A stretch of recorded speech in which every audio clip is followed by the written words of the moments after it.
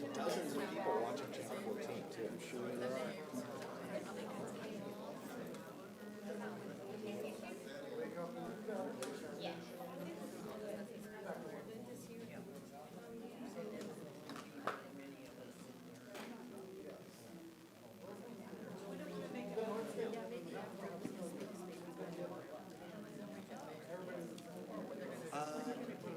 I believe some of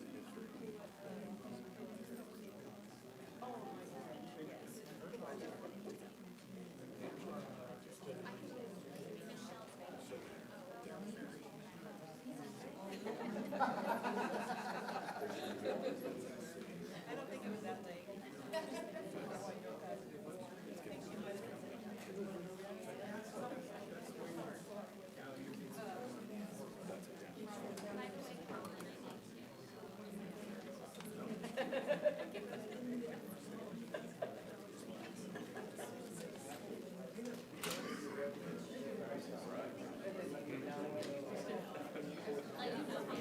Hey, folks. I got a message from the mayor. We're going to start a little bit late tonight, just a few more minutes.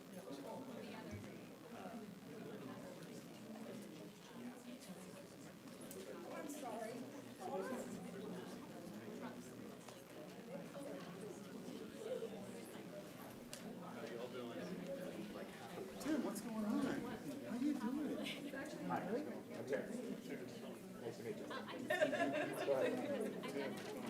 Come on in, Tony. Yeah, Tony. I think that's not too bad. Doing good? Figured I'd see you all there. Did you hear Tim Schaefer? We're gonna start a few minutes late.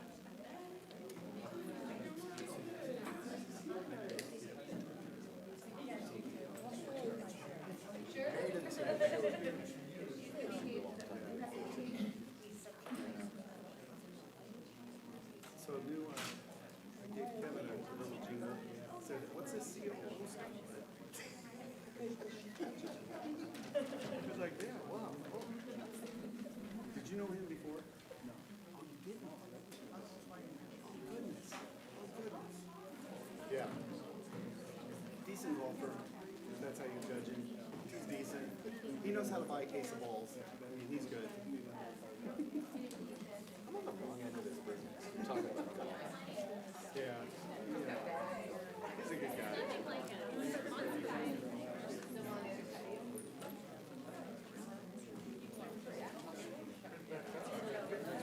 That's right. Wonder what all the interest is. Yeah, we're got a big boy.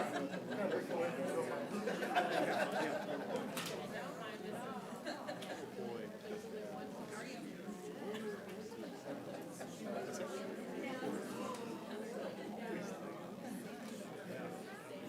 Trying to get him early to have a drink. Get there. I didn't know what time we were going. We should have done it. We can go afterwards. Too late? Somebody's all these disclaimers.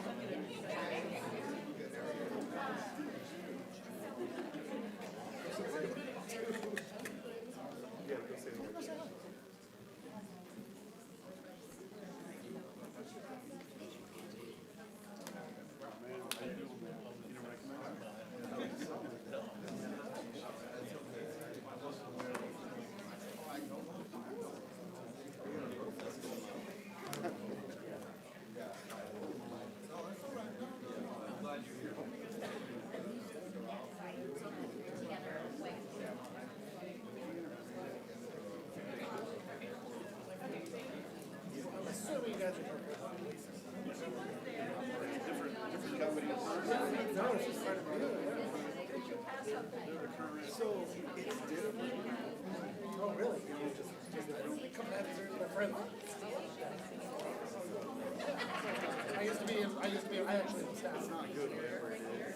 But I used to be private. They've asked us. No, there's sometimes partners.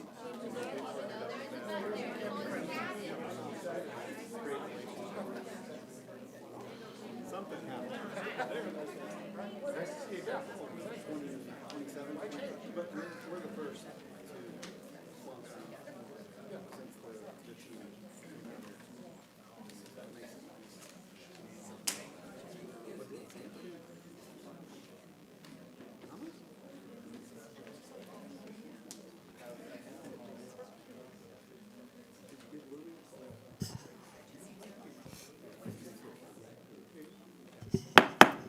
Good evening, everyone. Welcome to November 12th, City of Citrus Heights City Council meeting. I think we'll just call roll call and do a quorum first. Councilmember Middleton, Present. Councilmember Nelson, Present. Councilmember Schaefer, Here. Vice Mayor Lopez Taft. Here. And Mayor Kropinski Costa. Present. I might have forgotten to report out of our closed session. There is nothing to report. And that closed session is now adjourned. Okay, so then starting on this one, and maybe Councilmember Nelson will lead us in the flag salute.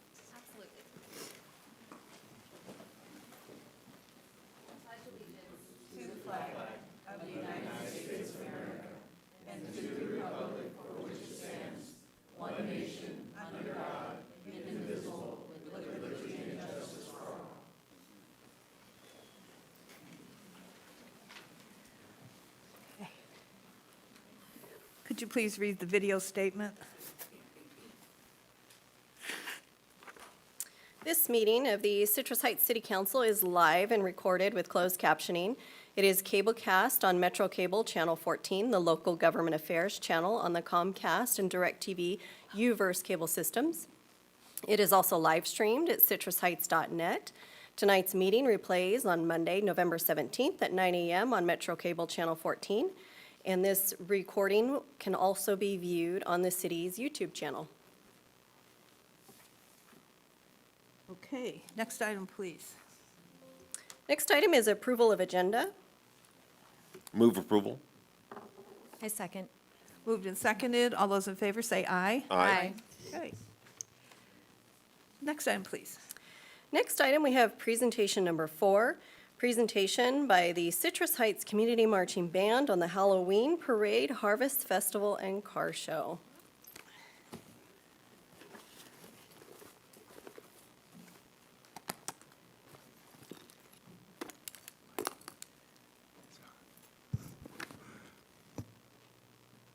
Good evening, Council and Mayor. My name is Thomas Spencer, and I'm here to present to you today a little snippet of one of our wonderful events that we do yearly called Halloween. And I want to thank you for the opportunity to do this and your support, and also thank the mayor for suggesting me for this project. No further ado, I'll give you the Citrus Heights Community Marching Band. All right. Good evening, Mayor, Vice Mayor, and City Council members. My name is Sarah Hendricks. I am the band manager of the Citrus Heights Community Marching Band. I am here with Cody Tickner, the band director, and we just want to talk about the Halloween Parade and Harvest Festival that we had on October 18th. Yes, this year was a tremendous success as a fundraiser and a community event for the band.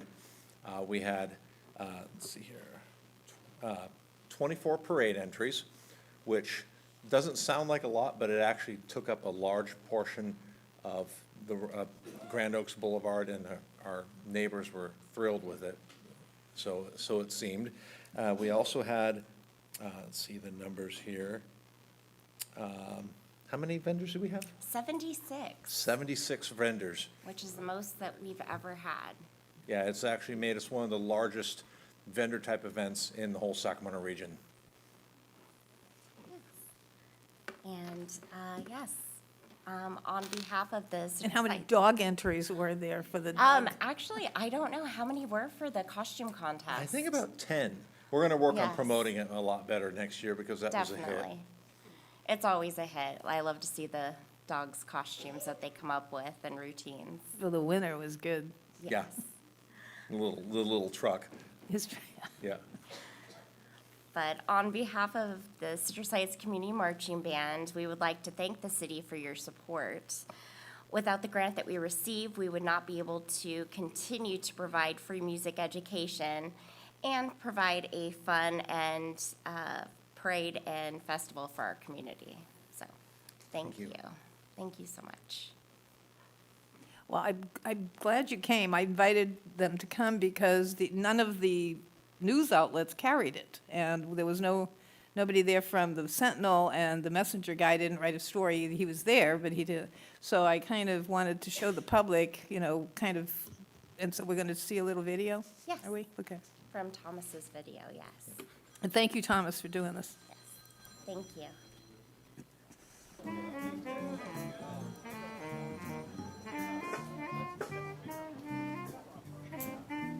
Welcome to the city of Citrus Heights, a diverse and unique suburb of Sacramento, California. Join us for this crowd favorite Halloween, which is sponsored by the Citrus Heights Community Marching Band, the only free all-ages community marching band and color guard in the country. Citrus Heights Community Marching Band was founded by Bill and Kathy Smith. Sit back, relax, and enjoy Halloween. Thank you so very much.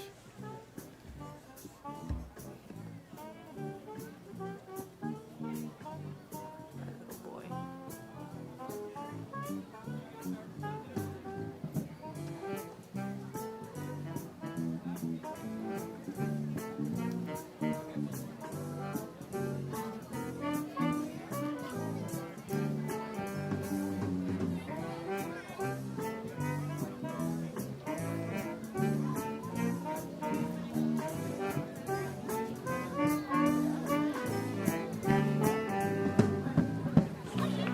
And our very own mayor of Citrus Heights, Jana Karpinski-Costa.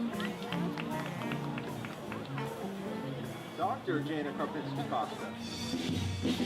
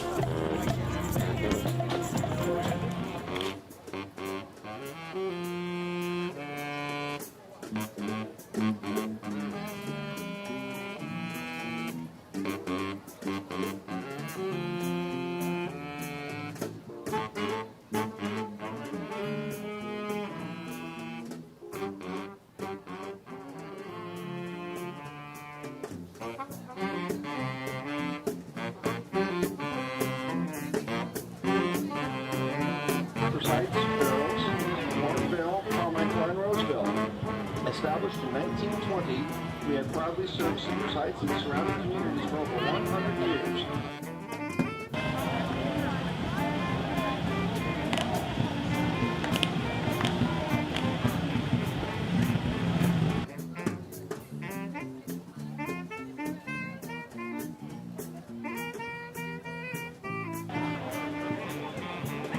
The Sunrise Recreation and Park District.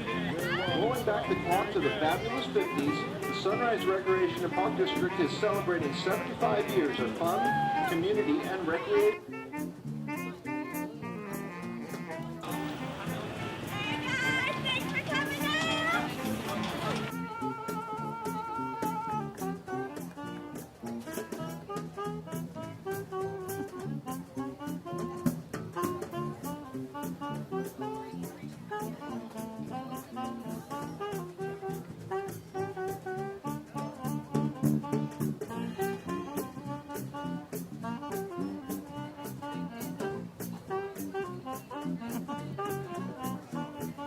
Sunrise Tomorrow mug.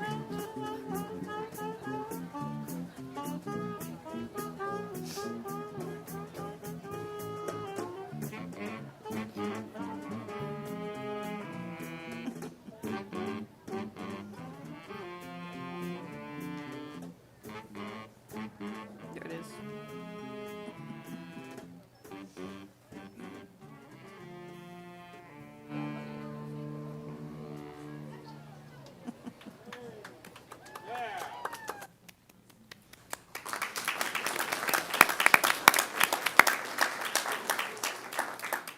That was a great event. So next year, we'll probably do it again in October. The parade down marches down Grand Oaks Boulevard, I guess it's a boulevard or avenue, and ends at Rush Park. And it's best event I've gone to in a long time. And we had a dog costume contest, and the dog that won drove his own little vehicle. He was so cute.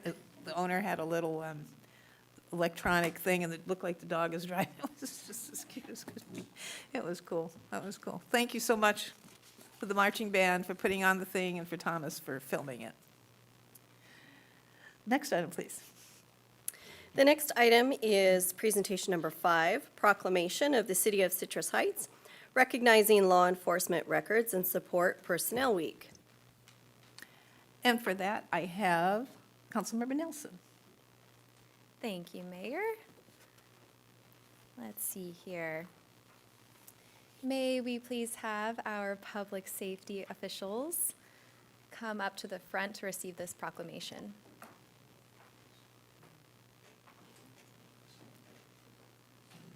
Go behind the microphone.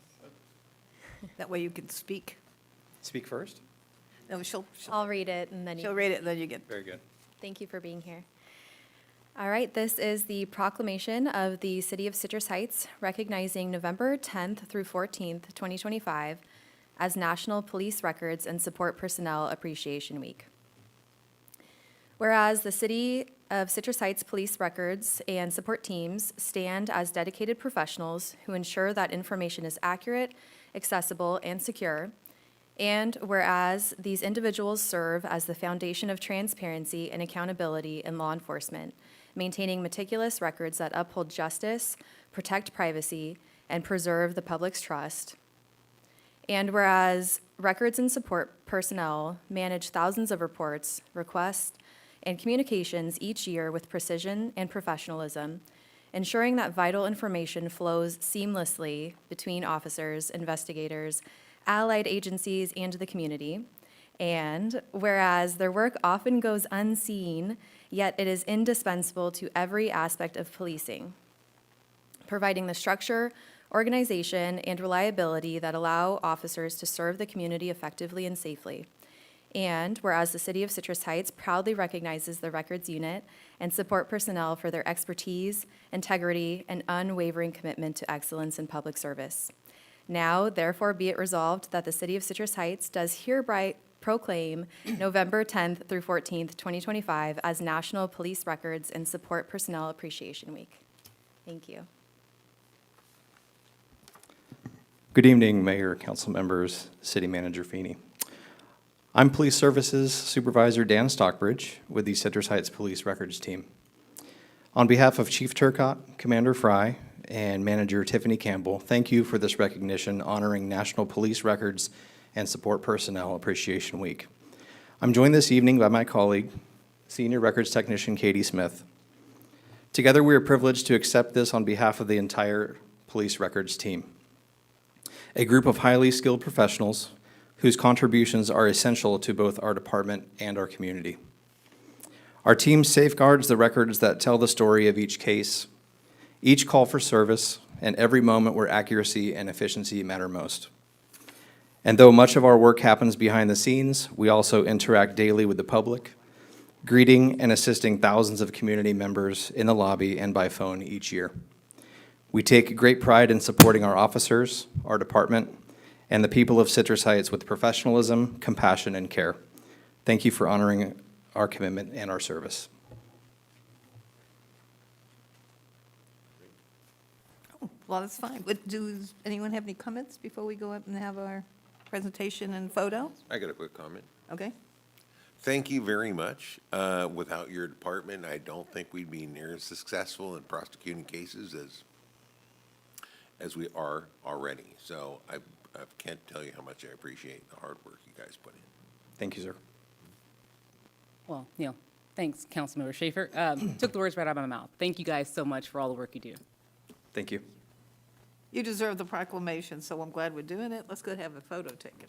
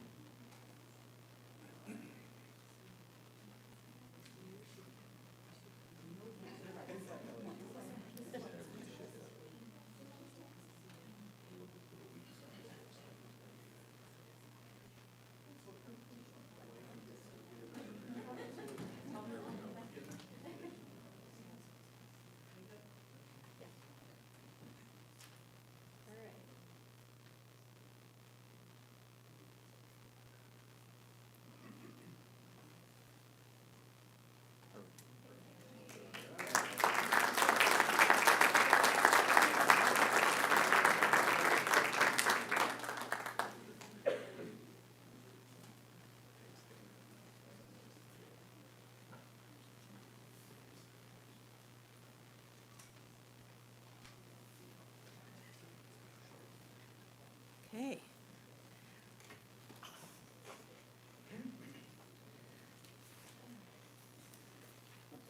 Next item, please.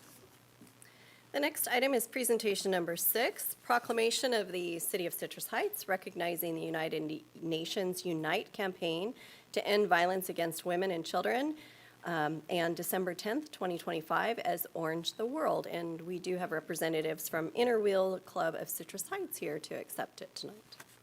And I've asked Councilmember Middleton to read this proclamation. Thank you, Mayor.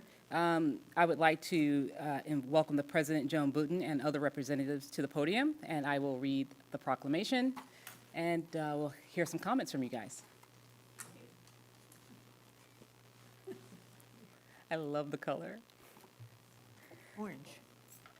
So let's see. Whereas violence against women and children is a devastating and ongoing global crisis, according to the United Nations, 1 woman is murdered every 10 minutes by partners or family members, and the United Nations Development Program identifies this violence as a direct result of systemic gender inequality, power imbalances, and harmful social norms. And violence against women includes not only physical abuse, but also emotional, psychological, sexual, and financial forms of harm, and is the most pervasive break of human rights worldwide. The Citrus Heights Police Department reported a 7% increase in 2024 in crimes against persons, including assaults and domestic violence. And in 2008, the UN Secretary General launched the Unite initiative to support the 16 Days of Activism Against Gender-Based Violence campaign around the world. The campaign runs from November 25th to December 10th, the International Observance of Human Rights Day, and on December 10th, 2025, entities around the globe will unite for the Orange the World by illuminating physical and online space, by illuminating physical and online spaces in orange, the color of hope for a brighter future free from violence against women and children.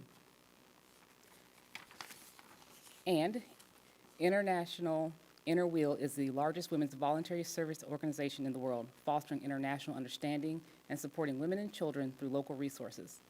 The Citrus Heights Inner Wheel Club was chartered in 1985 and participates in numerous projects throughout the community. Now, therefore, it be resolved that the City Council of the City of Citrus Heights hereby recognizes the United Nations Unite campaign and proclaims December 10th, 2025 as Orange the World, calling for the worldwide awareness, reforms, and sustained resources to end gender-based violence. Sorry, could you say your name again, because I didn't hear it the first time? I am Linda Daniel, a member of the Inner Wheel Club of Citrus Heights, and this is our president, Joan Bunton, and we have some of our members here today, Mayor. And it's very much a wonderful honor to have this proclamation today, and thank you so much. I'd like to take a couple minutes to tell you about our club and a little bit more about this project. The club has been here for 40 years, and during that time, we've done many things to support other organizations within Citrus Heights. One of the things that we've done is given teddy bears and blankets to your police department to have in their cars when they have times when they have to take children or be in accidents where people need comfort. Those are things that we've helped to provide. We've also given lots of time and money and food to the food bank, Sunrise Food Bank. That's one of our big projects we've done for over 35 years. And we also help with feeding the hungry through several Citrus Heights groups that feed hungry monthly. And we've been happy to do that. But we are part of an international organization that tries to look at bigger issues also. And in doing that, we have over 4,000 clubs worldwide. We're in 105 countries, and we have 125,000 members. Here in Citrus Heights, we have somewhere between 12 and 25 members, but we keep doing, because doing is what matters, and doing is what matters, especially when you're doing good.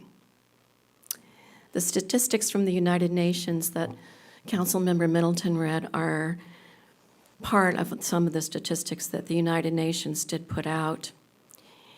It is just a horrific thing that so many families, children, and girls go through so much violence. And violence is something that we as individuals, communities, should not be ignoring. One voice can start a movement, but many voices can change the world, and that's one of the things that we're looking at. We're part of this project this year to try to bring awareness, and that is what we think needs to happen. A couple of 4 things. Number 1 is awareness. We want to end violence against women and girls. We want it not to be okay. We want it to not be the quiet thing we don't talk about. We have to educate our boys and our girls in our schools that violence in homes and violence in and around the community is not okay. We have to educate them on how to handle anger and how to handle and discuss differences. Number 2, we need to be also active. And in doing that, that's what we're doing on November 25th through December 10th. On November 25th, we'll be at the Capitol Building. We'll be demonstrating there, walking. We'll have tables. We'll be out in our orange. And also on December 7th, we're going to be 3 or 4 places, several times in Citrus Heights at the marathon. We're going to have little groups of people in orange with our signs. And the next thing is we want to support our local groups that work on this issue every day. The ones that we have identified and are going to be supporting and do support are St. John's for Change for Women in the Sacramento area, Weave, that works with trafficking and violence for girls and women, and my sister's house for Asian and Pacific Islanders, for women who have been having violence happen. We do feel that this proclamation that you've made in honoring us today and honoring that proclamation of putting forth this issue is so important. And we hope for your support, not only this year, but in the years to come, and in every day, in the things that we do as a community, as individuals, and as a council. Thank you so much, Mayor. Thank you so much, council. I'm sure some of our council members want to comment. I'll start with a male among us. I'm actually just thankful that you're around, and I really don't have any comment beyond that. Do you have a comment? Thank you, Mayor. Yes. I so appreciate the work that you do, and this is a topic that truly, I think, goes away the more we talk about it. It's something that can only exist when we kind of hide it and we're ashamed that it happens. But when we talk about it and educate each other on the symptoms of it and how to resolve it, I think that's how we solve it. Thank you so much. Councilmember Middleton? I just deeply appreciate you guys doing this work. It's tough work, and it's something that's very meaningful and needed, especially as we have young girls who are coming up through our schools and just need to know that what's okay and what's not okay, and that there's a safe space for them to say what's happened to them and to be able to find support. So thank you. Vice Mayor? Thank you so much, Mayor. Thank you for being here. You know, this is a very, very important issue for me, and I had no idea that your organization was in Citrus Heights, so thank you for bringing it to our attention, and I hope to interact with your organization more. Thank you for what you do. And I also had no idea that you existed. So I'm wondering if you are on our volunteer hub, you know, to recruit new members, to share the work you do, volunteers you might need. And so if you go on the Citrus Heights website and look under the volunteer hub, you can list, you know, needs your organization has.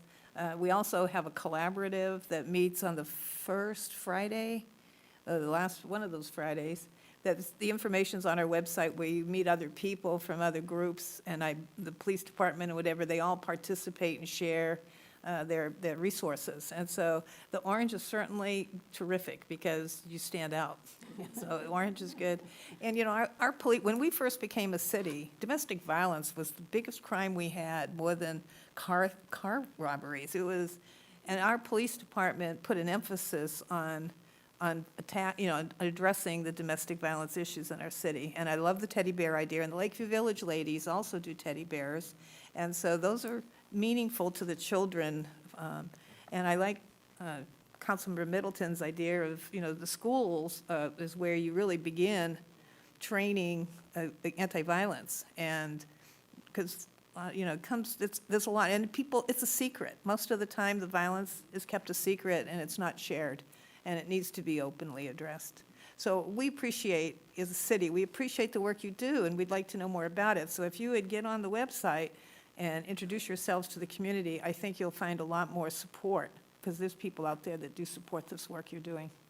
So with that said, why don't we go have a nice photograph? Thank you. Yeah. Let's see if she'll take a picture.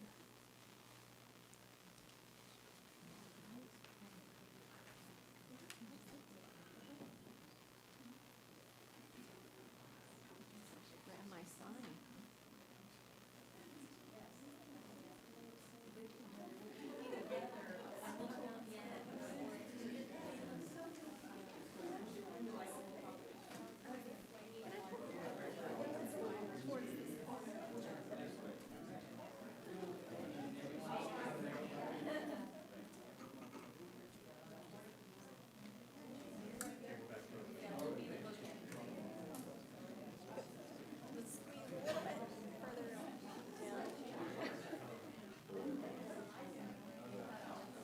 Okay, I'm going to take a couple pictures, so just be patient with me.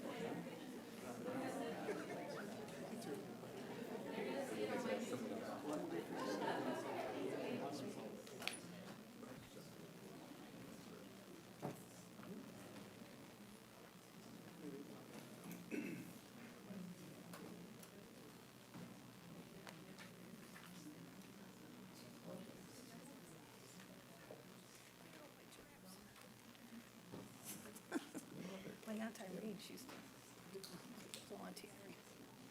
All right, next item, please. The next item is public comment, and members of the public may address the city council during the meeting. Please fill out a speaker sheet and give it to myself. When you're called upon to speak, please step forward to the podium and state your name for the record.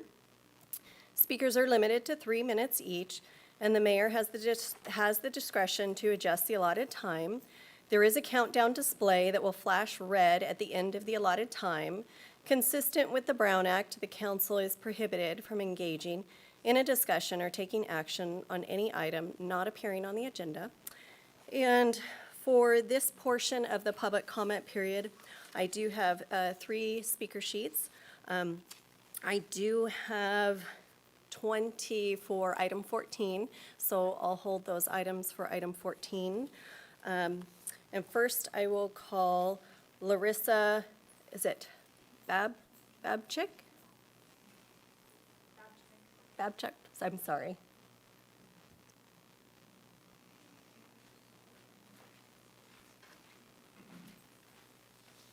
Good evening. So my name is Larissa. I grew up in Sacramento County, and I have lived on Sylvan Creek Court since I purchased my home in 2017. I have bought this home with the intention of living and eventually retiring here. Tonight, I want to share some concerns that I have about the proposed trail extension between Mariposa and Sylvan and the impact that it will have on our neighborhood. Citrus Heights officials have acknowledged that homelessness is a growing problem in our city. On October 28th, they gathered together with Sacramento County to address homelessness and behavioral health issues. According to the Homeless Information Identification Count, Citrus Heights Police Department reported a 14% increase in unsheltered homeless persons between 2023 and 2024. With the current rising inflation, more families are now at risk of becoming homeless. Trails can easily become informal encampment sites, which raises safety and sanitation concerns. Their presence leads to unsanitary conditions like trash, clothing, urine, feces, and abandoned items like shopping carts. Locations such as the bridge where Arcade Creek runs under Mariposa and the path from Van Maren Park to Costco are filthy and they smell awful. But most importantly, an increase in homeless presence negatively impacts our property values. This trail creates a highway for homeless to travel between the shopping area behind Walmart and our neighborhood, so families will avoid buying homes in our area and investing in our neighborhood. Finally, the project could have unintended environmental consequences. There is an ecosystem in these woods. More people, more noise, more lights will mean that animals will look elsewhere to build their habitats. Every year, when the rains come, the creek also overfills and the water rises, and the field between Sylvan Creek Court and Sylvan Valley becomes a temporary lake. Flooding patterns will change since pavement doesn't absorb water and water levels will rise higher. FEMA could require us homeowners to purchase flood insurance again. While proponents argue that the trail will increase outdoor recreation, our community already has parks, sidewalks, and paved paths suitable for biking and walking. Additionally, Sylvan Valley Road runs parallel with the location where the trail will be. That street has already paved sidewalks, street lights, and speed bumps to make sure that the street is safe for walking and riding bikes. I urge the City Council, please protect our nature corridor and invest instead in maintaining paths, updating playgrounds and parks, and creating more gated areas for dogs to roam off leash. I welcome any questions that you may have, and I thank you for your time. Thank you very much. Our next speaker is Chris Stoddard.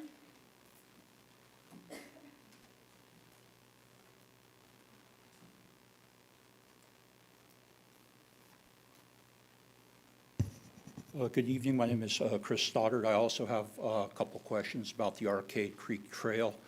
I believe in the Citrus Heights Sentinel, it posted a map showing their proposed project, which I believe was on the west side of Sylvan going into Stock Ranch.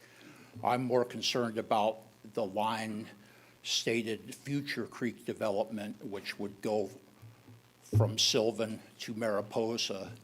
I am concerned also, I believe the city council several years ago deemed that unfeasible to proceed with due to the fact that it runs right through the middle of my backyard, some of my neighbors' backyards, and we have no fences. We cannot put a fence, and to the best of my knowledge, being that it's on a 100-year floodplain, you cannot do so much as turn a shovel of dirt because you can't adjust the grading for the water flow.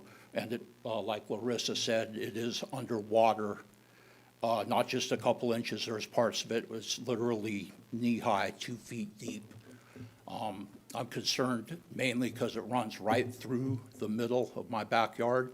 And my question is, being that you're going to dump $1 million+ into your study for the west side of Sylvan Road, why are you going to do that?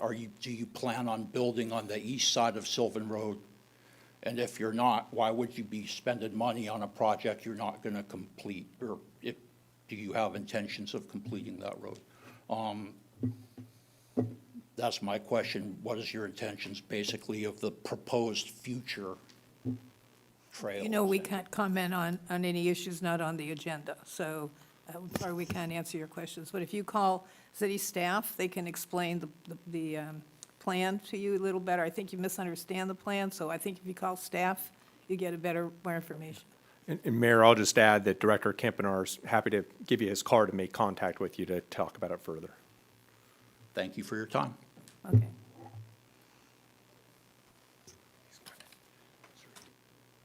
And the next public comment is from Irene Ronsonek, and she wants to speak on item 14, but she is unable to stay for later in the Well, I was meeting. going to so say, she- if anybody that was speaking later wants to speak now because they have to get home, then that's fine.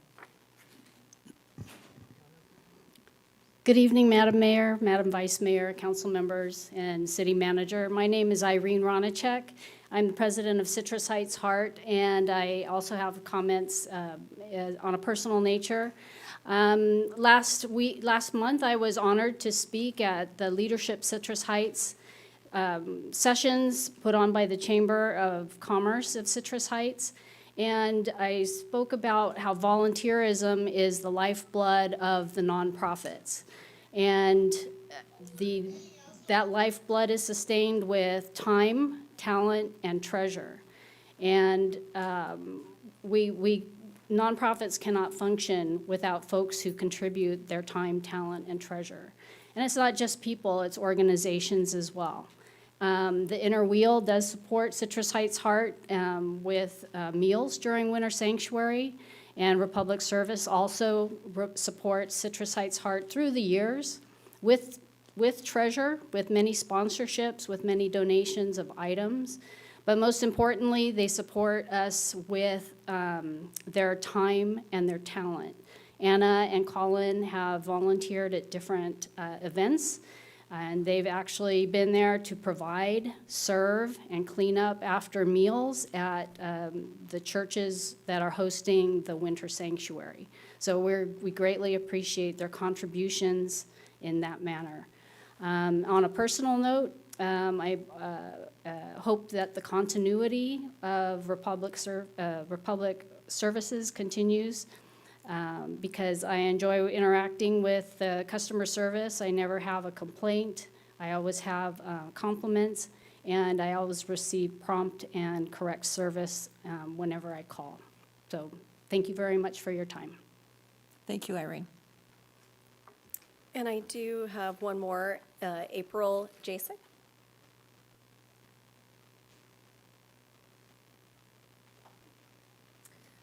Thank you. I appreciate the opportunity to go a little bit early. We have our distribution going on right now. I'm April Jasek with Sunrise Christian Food Ministry, and we are here in support of Republic Services.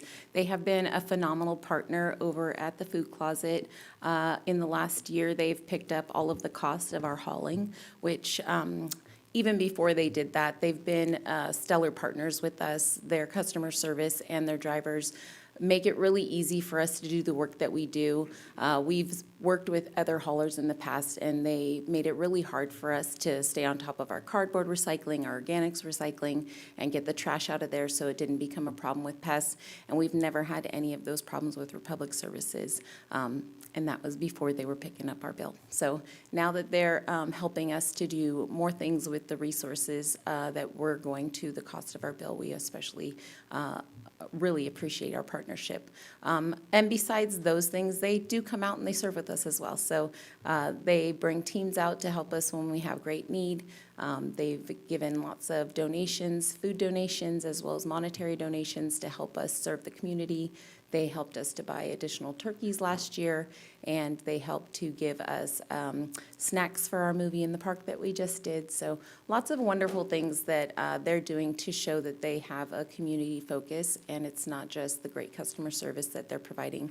I also live in Citrus Heights, and it would be devastating to me if we had to change the way that we do all of our trash hauling and recycling, because I finally got my kid to take the trash out. And it would be terrible to switch it all up, not just for me, but for all the seniors in my community. It's really hard to retrain and learn new things. And I think that they're doing a great job, and it would be a disservice to our community if we shook things up. So thank you so much, and thank you, Republic Services, for everything you do to help the community and the food closet keep chugging along. Thank you. Thank you for your comment. I will extend it one more time, because item 14 is towards the end of the agenda. So if you are here for item 14 and you've got a family you need to get home to or some other business, and you want to speak now, well, you can do that. So not have to wait through. Just let the clerk know you want to step forward.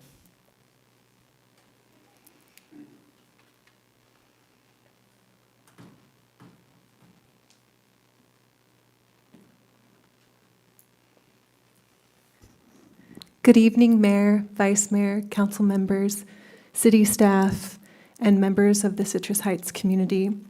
My name is Beth Sarin, and I'm here as a concerned citizen and resident of Citrus Heights, speaking in support of Republic Services as a reliable and community-minded waste hauler. I also work for a nonprofit, Single Mom Strong. Our mission is to empower single mothers and their children, and our experience with Republic Services has been incredible. They've gone above and beyond, not only as waste haulers, but they've shown genuine concern for our community. For example, there was one volunteer effort where over 22 volunteers came out, and they completely transformed our empowerment center. They painted walls. They helped sort and organize our career clothing closet where single moms shop for free. They helped us organize our donations so that we can refresh the closet regularly. And they also helped plant a beautiful new garden for our Empower Me preschool and childcare. That garden refresh and the refreshment that they did, it's more than just physical improvements. They've created a warm, welcoming environment where children and families can learn, grow, and thrive. As both a representative of Single Mom Strong and a very proud member and resident of Citrus Heights, I can say that Republic Services is not only reliable and responsible, but also deeply invested in the well-being of our city. There are so many volunteers that came that day that I was able to see today in this room. For these reasons, I support Republic Services as a partner for Citrus Heights. Thank you for allowing me to speak. Thank you. And next is Tammy Hernandez.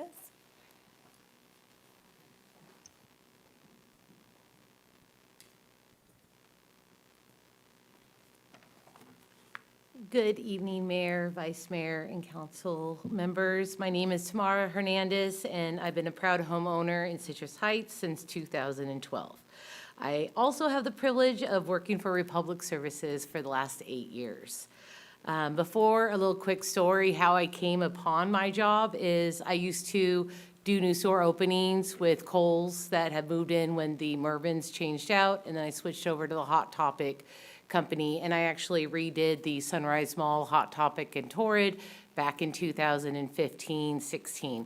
I used Republic Services for some of my temp bins I needed at that time. And I found myself traveling 4 or 5 days a week out of town and missed my husband. So one day I was taking out the trash at home and saw my Republic Service trash cans and just thought, give them a call and see what opportunities I've had.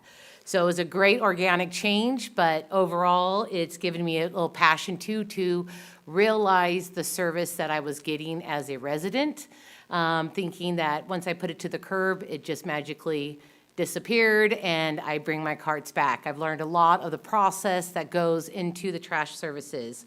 But speaking both as an employee and a resident, I honestly say the level of service we receive in Citrus Heights is the best I've seen anywhere. I've lived in 12 different states and 5 different cities across California in my past 47 years. In my experience in this industry, the residential package that we have is second to none.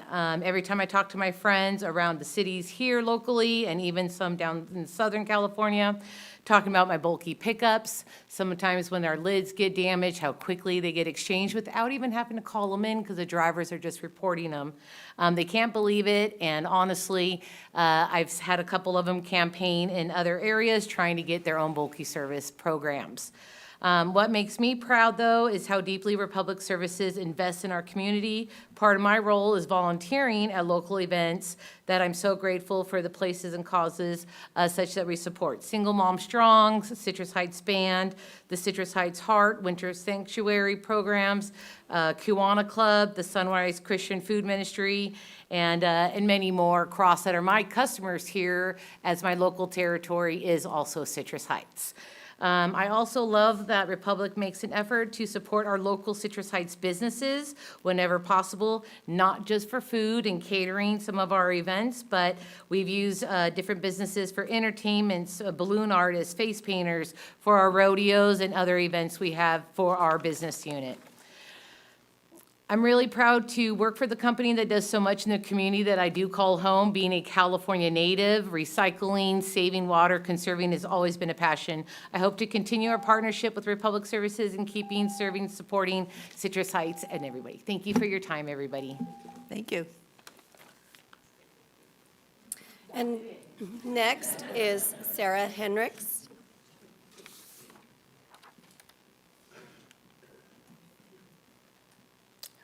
Good evening again, Mayor, Vice Mayor, and City Council members. My name is Sarah Hendricks, and I am speaking on behalf of Republic Services today, not only as a resident of Citrus Heights, but also as the band manager of the Citrus Heights Community Marching Band.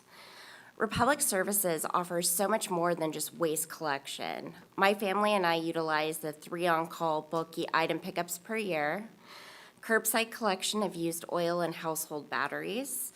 We also utilize the extra leaf collection in the winter.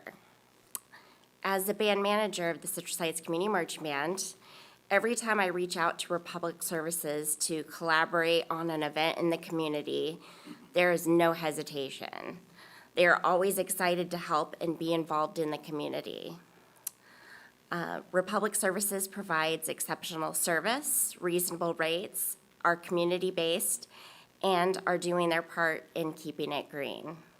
So I ask that you keep Republic Services as our waste partner and vote for option 1 to negotiate with Republic Services.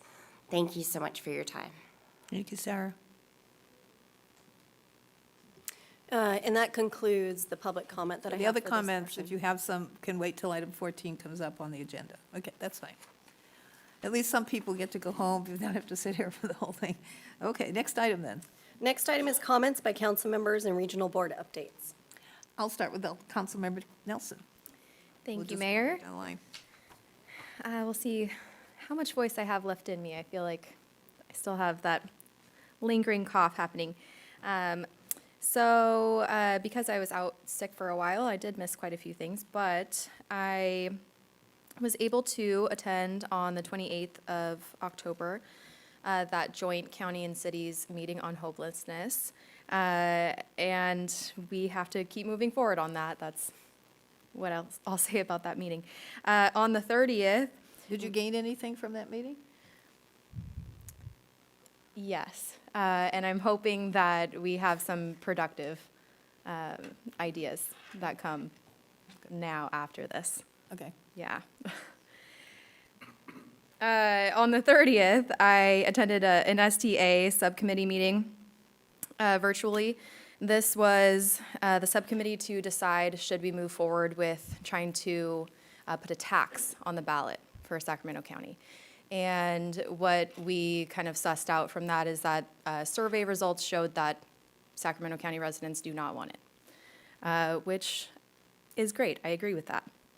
So we'll see what that looks like moving forward.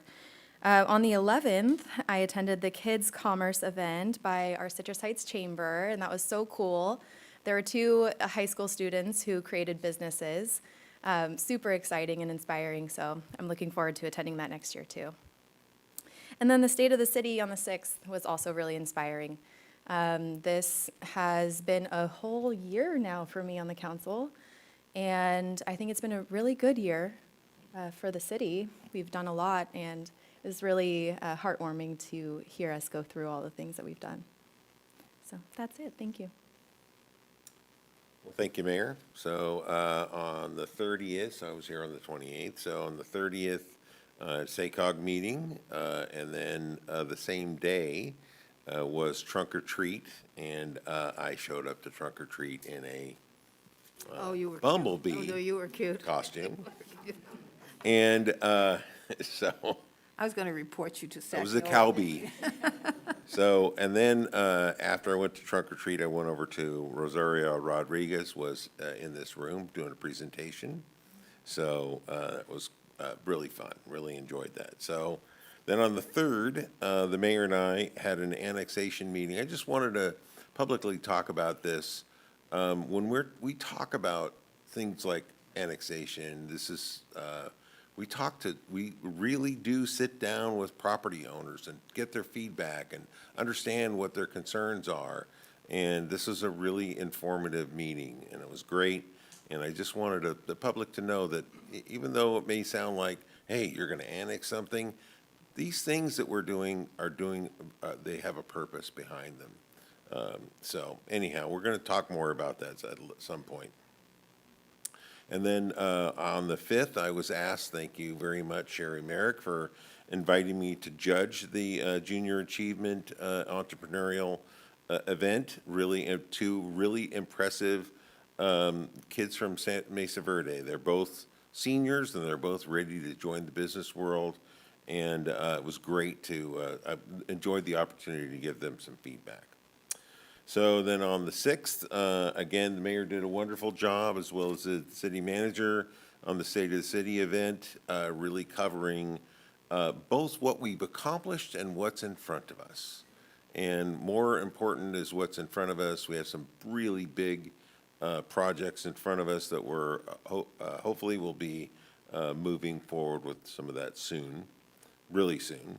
And then on the 10th, I had a SAC-RT board meeting.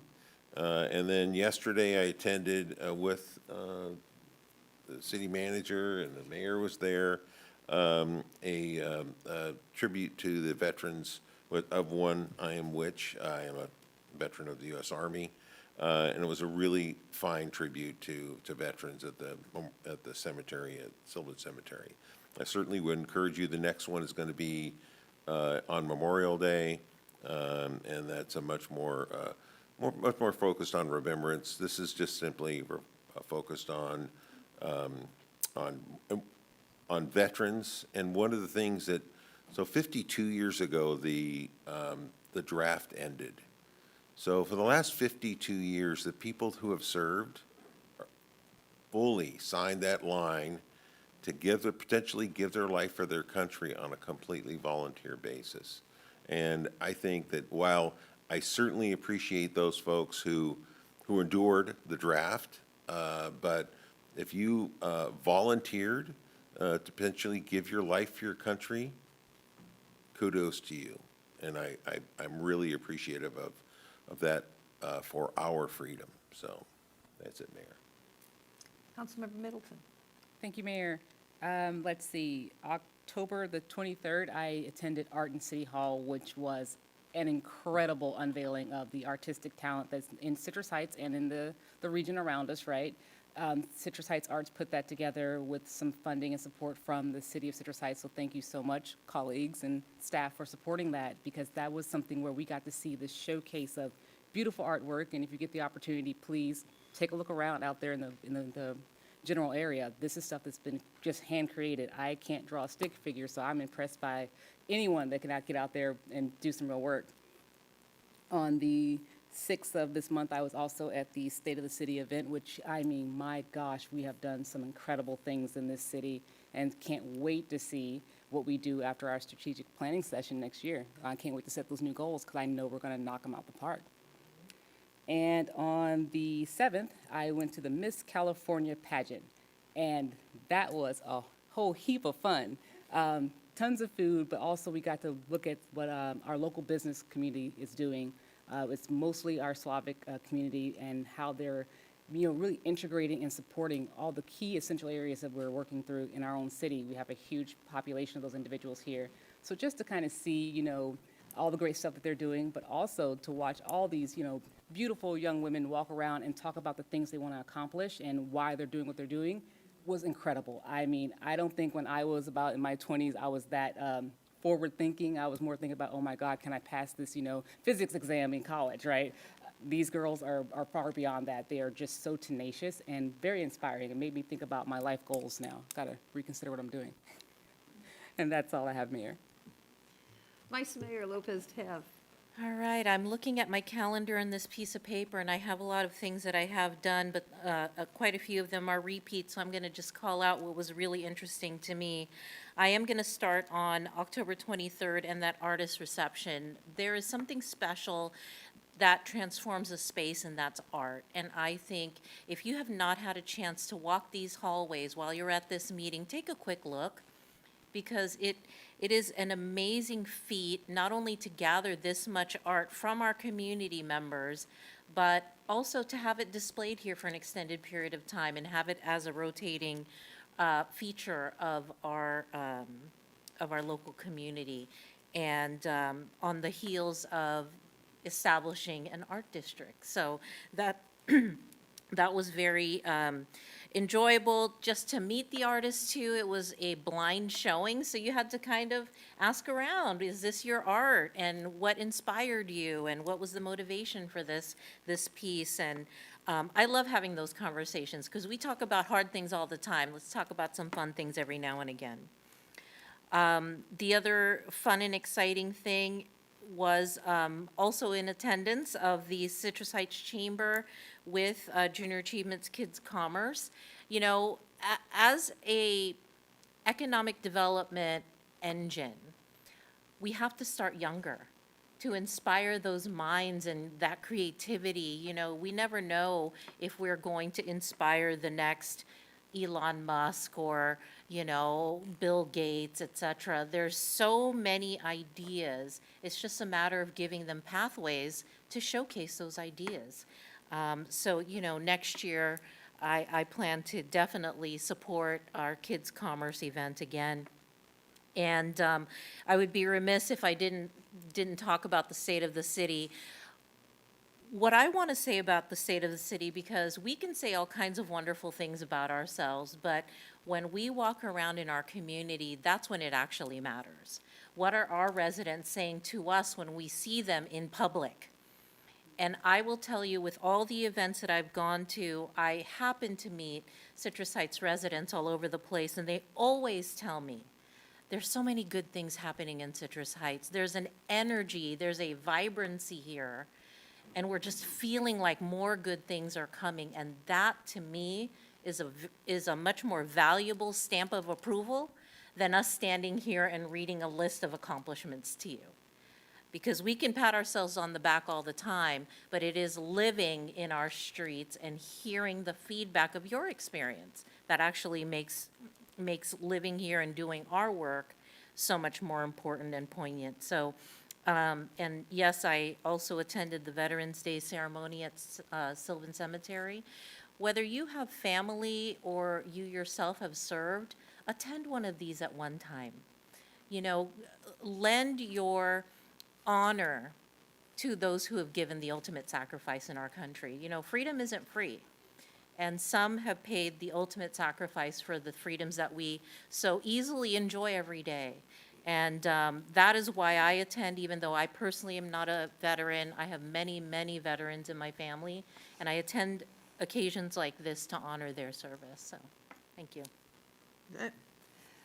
Well, I am sorry that I missed the last council meeting, but I was presenting a proclamation on behalf of the city to the Gurudev Sri Sri Ravi Shankar, who came to Sacramento at the Memorial Auditorium, and me and a couple of other mayors and a couple of other electeds from the assembly presented him with our proclamations.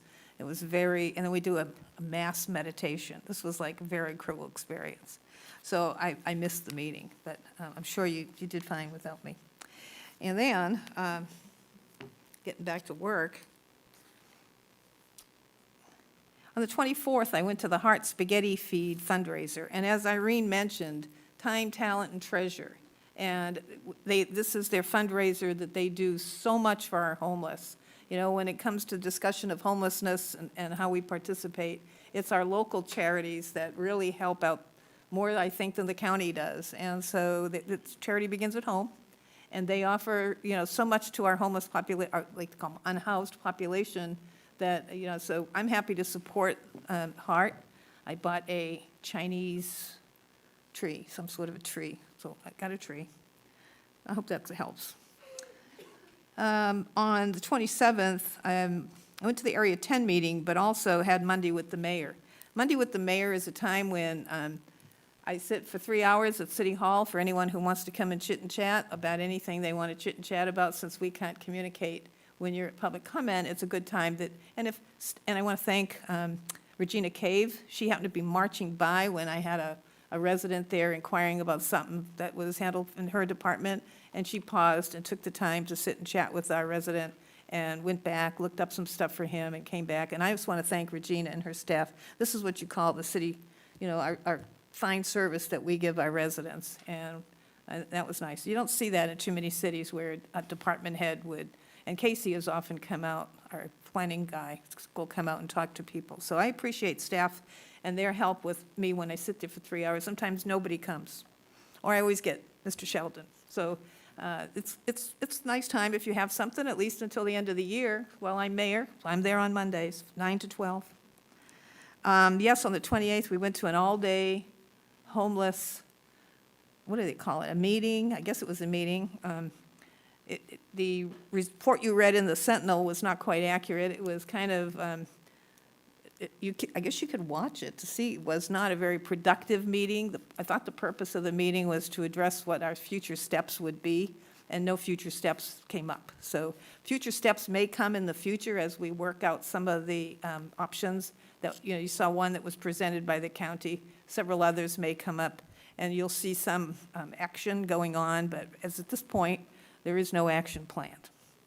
On the 30th, I went as a panel member to the Sacramento Housing Alliance to talk about, well, they gave us, as a panel, it was a couple hours. I went for the all-day event and listened to all the other panels and about housing and affordable housing, the state's work on housing, other jurisdictions' work on housing, and then our participation, and to let everybody know what we've done. And I was very proud to be able to report, with the help of Nicole Piva from our city staff, I was very glad to report the work that we've done with the housing stuff that we've done. You've all heard about the Auburn Oaks and the other one, Sunrise Point. So we've done those, and I'm very proud to have shared those with the rest of people in the room that we do that. Then we had, there's so much going on. We had the annexation meeting. I did the Kids in Commerce, the State of the City. It was a wonderful event. I just love that event, and I was just so privileged to be able to do it this year. And we did our teleprompter, which was kind of cool. It's nice. I did go to the Miss California. Councilmember Portia Middleton was a judge. She did a good job judging. Did have a Did do Veterans Day, 3 events. Went to Lakeview Village in the morning, then Sylvan Cemetery, and then the community center.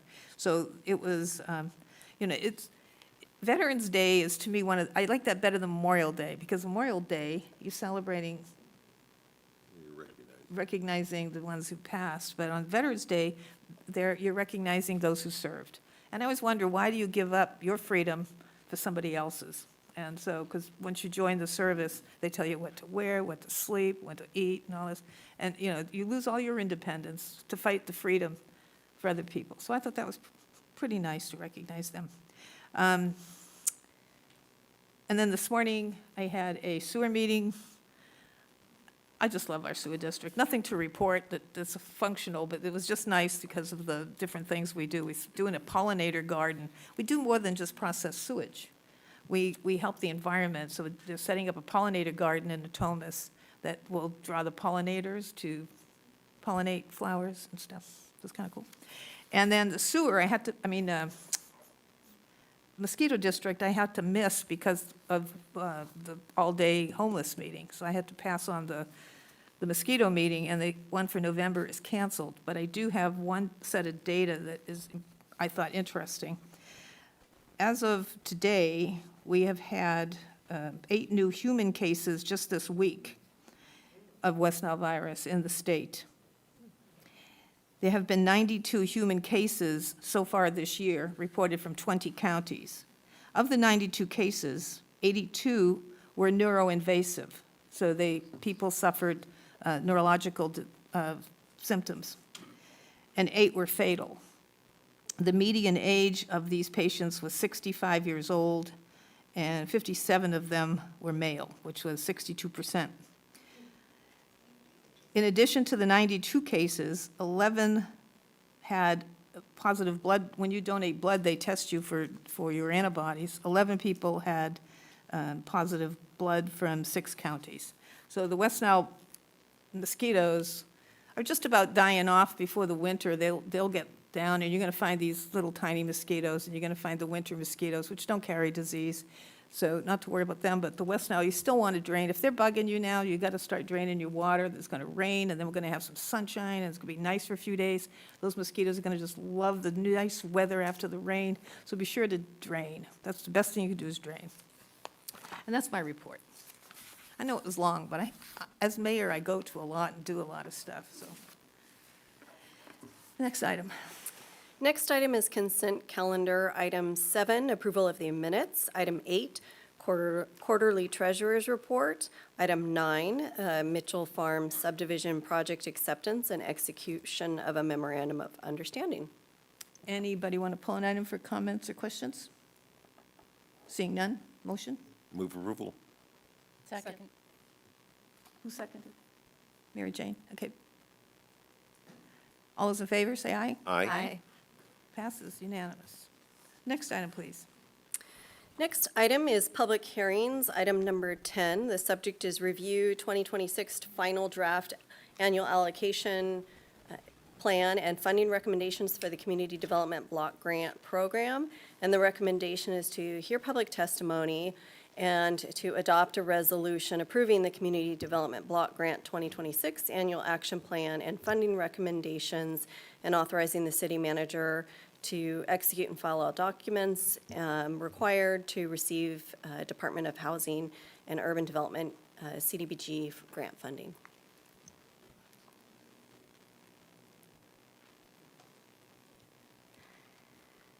Good evening, Mayor, council members. Nicole Piva, I'm the Housing and Human Services Program Coordinator. And tonight's item is a continuation from the October 22nd City Council meeting regarding the 2026 Community Development Block Grant, also known as CDBG. It's our action plan. So as a HUD entitlement city, the city anticipates receiving about $600,000 in federal CDBG funds next year to support community priorities. And for the 2026 program year, the Quality of Life Committee met, and that committee is comprised of Mayor Karpinski Costa and Councilmember Nelson. They recommended allocating the $90,000 available for public services to Campus Life Connection to support the Sayonara After School program, Meals on Wheels to support the senior nutrition program, Community Link Project Sentinel to support our renters helpline, and then also Sunrise Christian Food Ministry to support the food bank. And then in addition to the public service activities, approximately $390,000 will go to support the ADA and sidewalk improvements through the city's pavement preservation project. So with that, I'm happy to answer any questions, and if there's no questions, the recommendation before you is on the screen this evening. Okay. Any questions first? Questions? Questions. Okay, so I'm going to do is open the public hearing. This is a public hearing item, right? Yes, okay. Public testimony on this, Madam Clerk? I do not have any public comment speakers for this item. Is there anybody in the audience that wishes to give testimony on this item? Seeing none, I'll close the public hearing. Okay, action time. I'd like to make a motion. I move that we adopt Resolution 2025, a resolution for the City Council of the City of Citrus Heights, California, approving the Community Development Block Grant 2026 Annual Action Plan and authorizing the city manager or designee to execute and file all documents required to receive the U.S. Department of Housing and Urban Development Community Development Block Grant funding. Second. Moved and seconded. All those in favor, say aye. Aye. Okay, unanimous. Next item, please.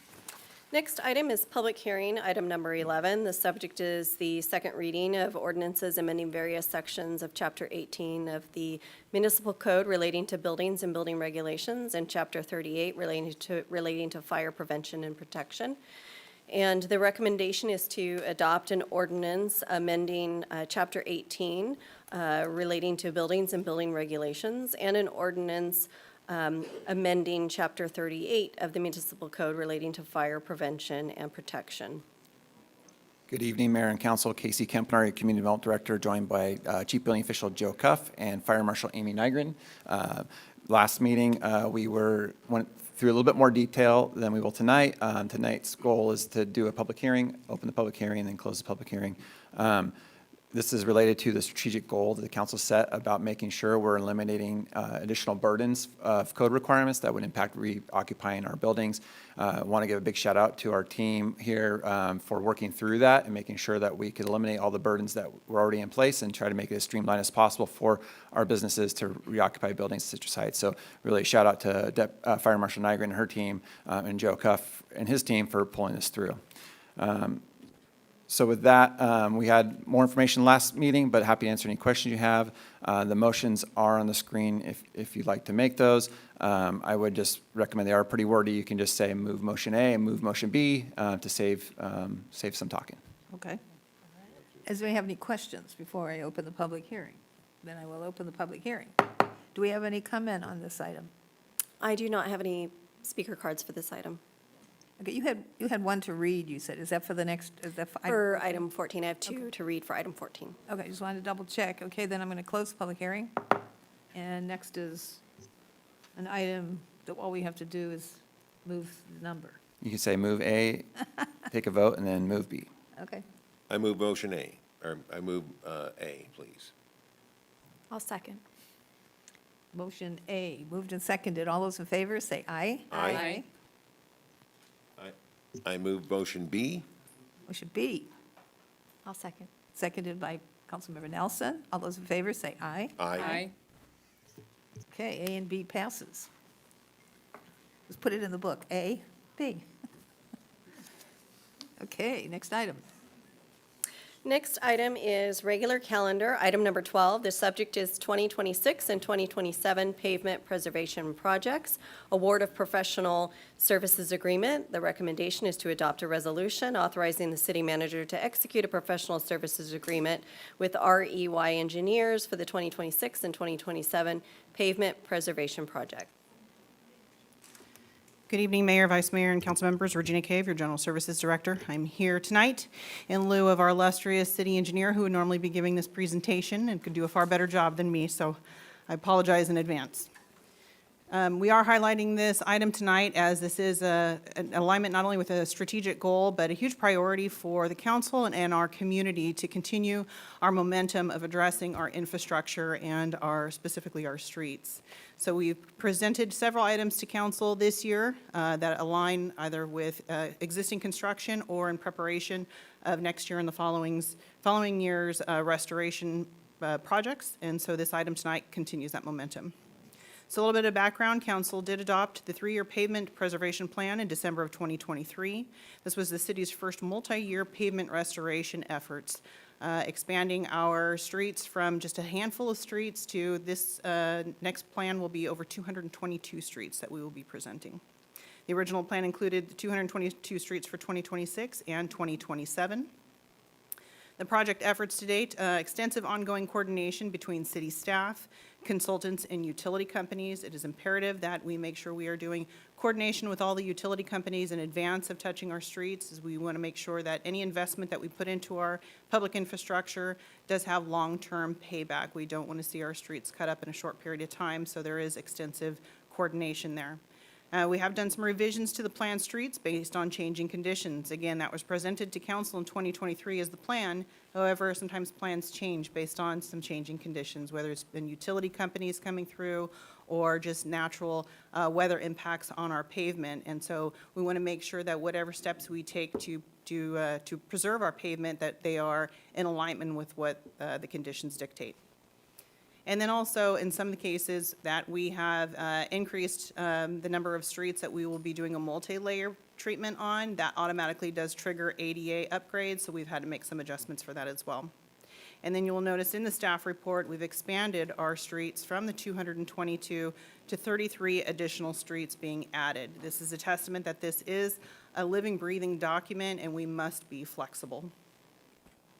So before you are the streets highlighted in green for 2026 resurfacing and in blue for 2027. As you can see, we have several major arterials that we will be addressing, Greenback Lane, Sylvan Road, and Fair Oaks Boulevard this next year, and then Auburn Boulevard from Sylvan Corners to our southwest city limits in 2027. So challenges and desired outcomes, we have, again, increased ADA requirements due to amended resurfacing applications, meaning streets that were once identified for just a slurry, that we have reviewed those streets, and recommendations are to apply maybe a two-layer or three-layer treatment. Those do trigger ADA requirements, so those have increased the number of ADA ramps that we will be addressing. Again, we are working around utility projects. As some utility companies advise of emergency work that they need to do, we have had to shift some of our streets around. We will be implementing safety elements as part of the multimodal transportation safety plan. So again, if we're going to be doing construction on any of our streets, we want to make sure we're looking at it holistically, not only the utilities underground, but any other surface improvements that we have plans for, such as bulb out, such as increased crosswalks and different types of pedestrian and bicycle amenities. And then delivering multiple construction packages to meet timelines. So because this is a 2-year project that we're looking at for 2026 and 2027, we want to be methodical and try to be as efficient as possible. So keeping in mind certain elements of work that we can do in colder weather months versus the work that we have to do in the warmer weather months. So if we can take advantage of expediting the project to be able to get all of our concrete and our stormwater done in certain months and then roll out with our asphalt work, that will be our plan. And project support. So because these projects are so massive and we are a lean staffing agency, we do require design and professional services. So design services are required for our street resurfacing, concrete, and stormwater. And it's important for the public to understand that you know, we don't have asphalt crews here. If we decide that we're going to resurface or repave a road, we don't just call the contractor and they come out and they resurface the road. There's a lot of work that has to be done ahead of time. So surveying the roads, checking all the utilities, checking, again, all the concrete ADA items that we need to check off the list. And then again, if it's at any intersections, what do those intersections look like? Are they under loop detection systems? Do we have cameras? Where do we need to make upgrades in order to get that road ready for reconstruction? So staff issued a request for proposals, an RFP for design services in September, and that included not only the design of the resurfacing, but traffic engineering, concrete, and stormwater upgrades. 8 firms did respond to that RFP. Staff reviewed all those proposals and determined which consultants to move forward with interviews. And the consultants and the teams were evaluated to make sure that they have a clear understanding of the objectives of the project, the innovation that they could bring to the table, some of the homework that they did ahead of time, fit and ability to meet the desired schedule. So before you is the staff recommendations to proceed with executing a contract with REY Engineering for the 26-27 pavement restoration projects. And I'm here for any questions you may have. Questions? I have a question. You have a question? I have a comment. Okay, I have a question. So I'm not clear on what the project is. So they're just designing, they're not paving anything. No, that They're is just, design. So typically, when we go out for any of our projects for pavement, concrete, stormwater, those types of projects, capital improvement projects of this nature, and keep in mind, these are 2 fiscal years of projects, anywhere from 8 to 10. and it's just for these 33 streets? No, it's for the 222 plus the 33, and we removed San Juan as noted in the staff Okay, report. so the list we had plus 254. 33. 254 plus all the ADA ramps, which I believe is 167 ramps. And so that's 1-point-something million? 1.4 million, almost 1.5. So that's part of the money we had said we're going to spend on streets? That is so- correct. So that's not paving, that's just That is, consulting? design it to be able to put together what we call the means and the methods, which are our construction documents to be able to put these projects out to bid.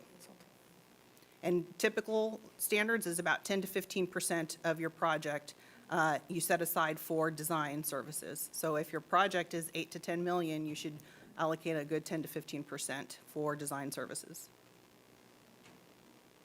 Okay. Answers the question. Comment? Yeah, I just am impressed that we were able to add 33 more streets. I appreciate that. I know I've currently enjoyed some sealing and some fresh striping on Old Auburn, so I appreciate that. And I know the more streets we can pave and get on a plan, the happier our residents will be overall. So thank you for taking a second closer look. What was the range of the other RFP?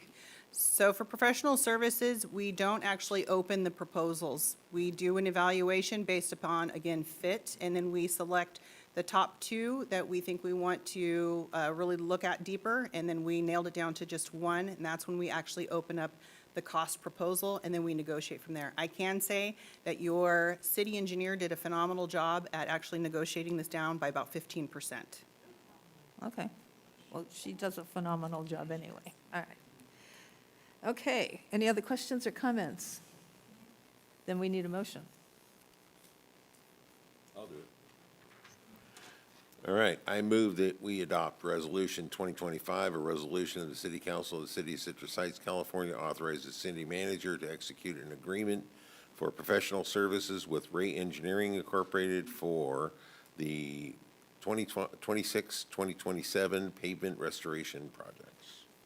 Second. Moved and seconded. All those in favor, say aye. Aye. Motion passes. Next item, please. The next item is regular calendar, item number 13. The subject is discussion item of strategic goal related to expansion of the city's urban forest. The recommendation is that the city council review the information presented and provide direction to staff on whether to proceed with the implementation of any of the proposed initiatives.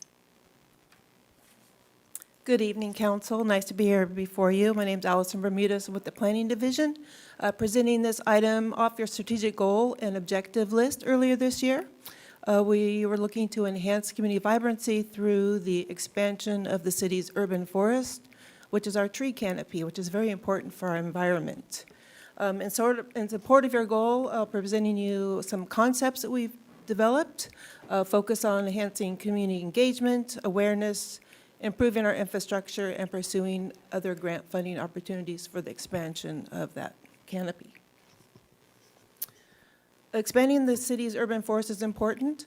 It's essential to our environment, our health, and our community character.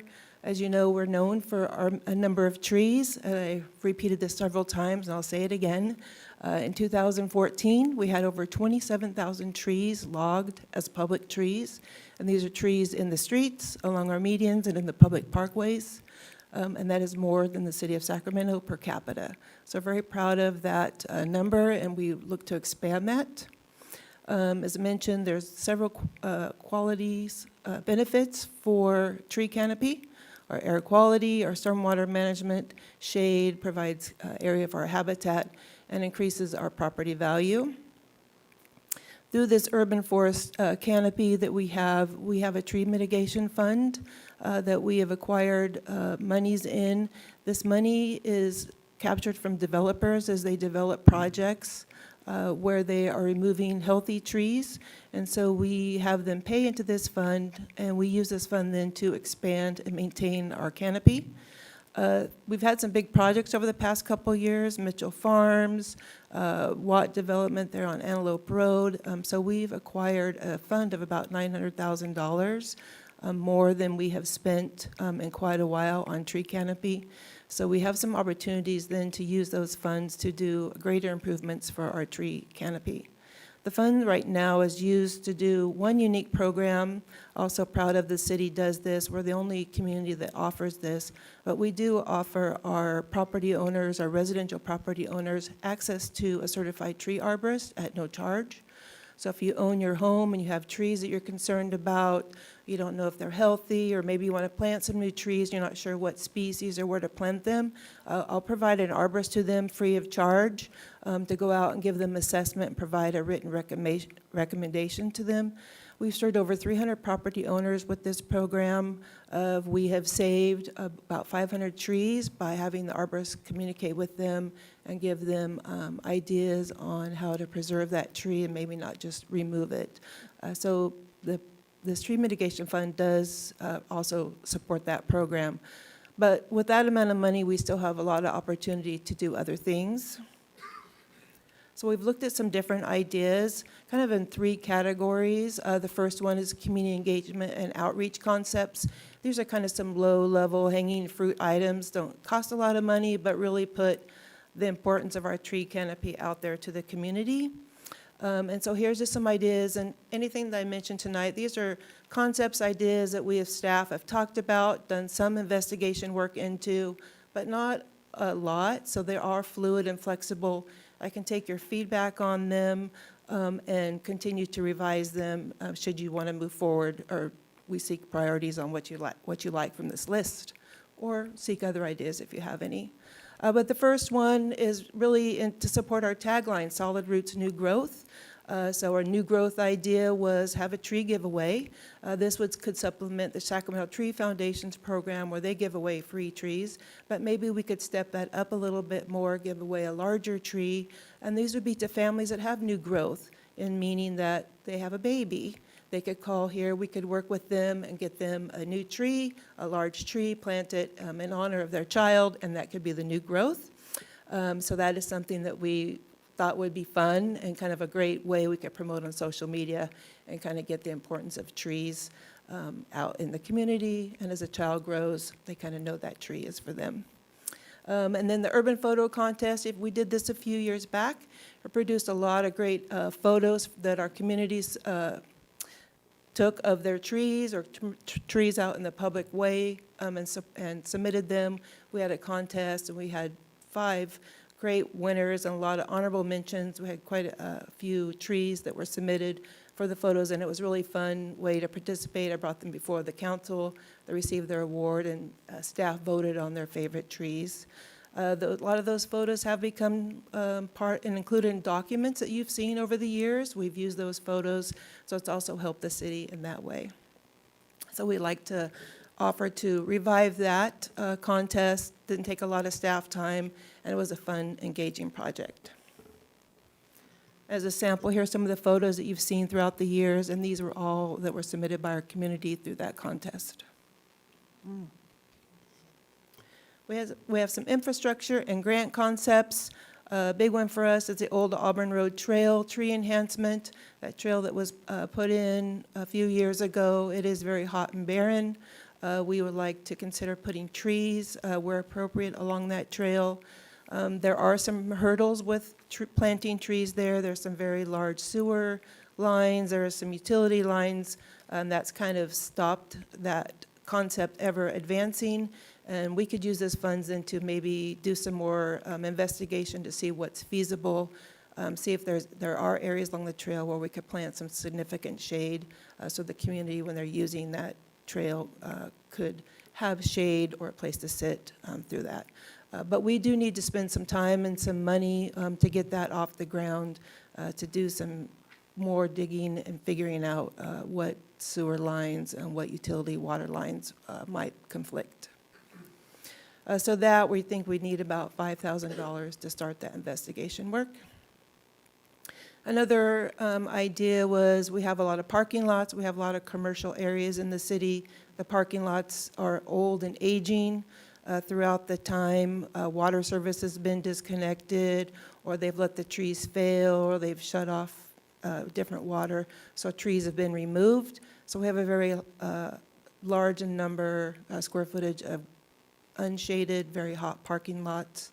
As you know, when you go to shop, it's great to park in a lot that has shade. I know I always seek out that when I'm parking.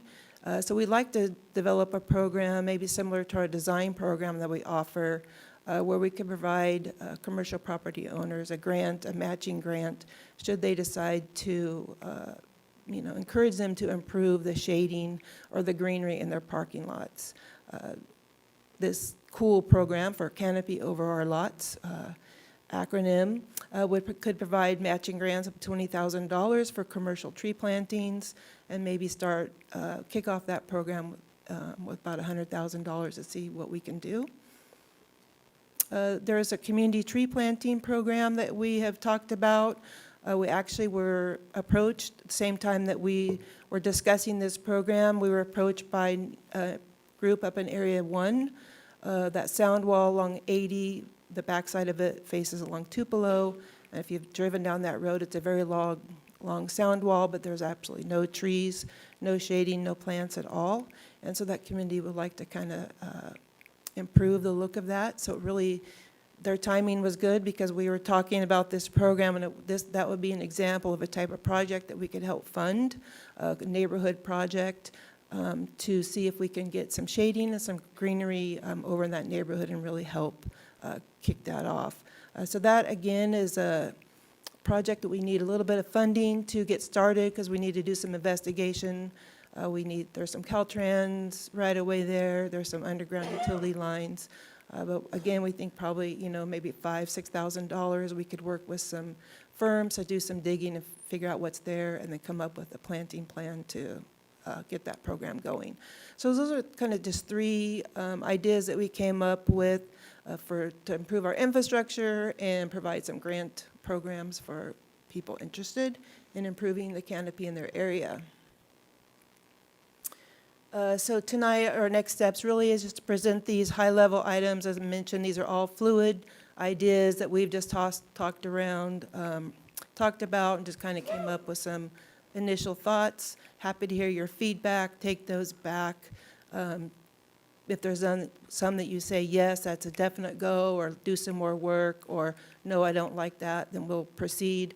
We'll develop those programs, come back with a funding plan and a timeline to you after I receive your direction. Okay, I'm going to start with Councilmember Middleton. Geez, this is what I get for making eye contact.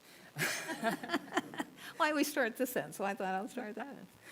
I liked a lot of what you put there. Could you go back to the cool one?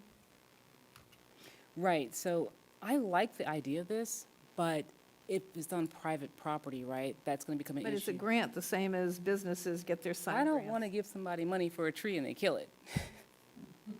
Right? I think it'd be a better idea if we, I like the old Auburn Road Trail enhancement. I think that's a really great opportunity for community involvement. And the tree planting grant program, I mean, there's a lot of folks, as you know, my husband does the Kiwanis and the gardening, and there's a lot of opportunity for kids to kind of, understand how to grow things and how to do stuff.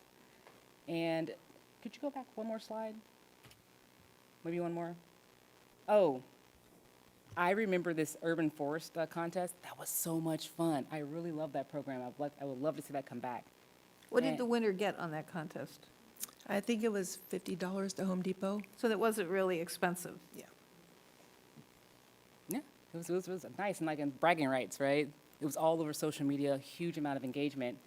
And the New Growth Tree Giveaway Program, I can say that when my youngest boy was born, we actually planted a willow tree in our front yard. Big mistake, don't do that. 'Cause the thing is huge now. It's unwieldy, but I think it's a great idea, so you can kind of like, watch the trees and watch your kids grow up too. But those are my comments. But, putting stuff out there in those parking lots, with water and, I don't know, just sounds weird. I mean, I want shade, but also I don't want things to die. Maybe On some the other end practice? now, just where the Tupelo wall is. Thank you, Mayor. I love every idea that is in here. I hear you, Councilmember Middleton, about the private property, and I think to move forward with that one, we'd really need to know that everything was in place, the drip lines and everything were in place to make sure that the trees last to the best of our ability. But these are so fun. The new growth idea, just so sweet and heartwarming. So I'd personally love to move forward with that one right away. And the photo contest is really fun. I have a couple favorite trees in the city myself, so I will definitely take photos of them. I actually have some photos already in my phone, I'll be honest. Yeah, fantastic work. This is very exciting. We need more trees, and we also, I think, need to take a moment to be excited about the cool trees we have in the city. So, great job. Thank you. Yes, absolutely. I like the Auburn Trail, the idea, concept. That has, even though there's some challenges there, I think it has a lot of, there's an opportunity. There's opportunities for getting really creative when, maybe not planting trees that maybe not really big trees, or getting creative about the types of trees that there are. One of the things that comes to mind for me right now is, these small madrone trees. Madrone burns really hot, so hopefully there's not a concern with fire there, but nonetheless, those are really kind of interesting looking trees. They're not super deep rooted, and they seem to hold up under high wind conditions pretty well. So, and they're really just kind of they're kind of really pretty bark there. But nonetheless, that's just one example. There's probably 100 different examples you could bring to that unique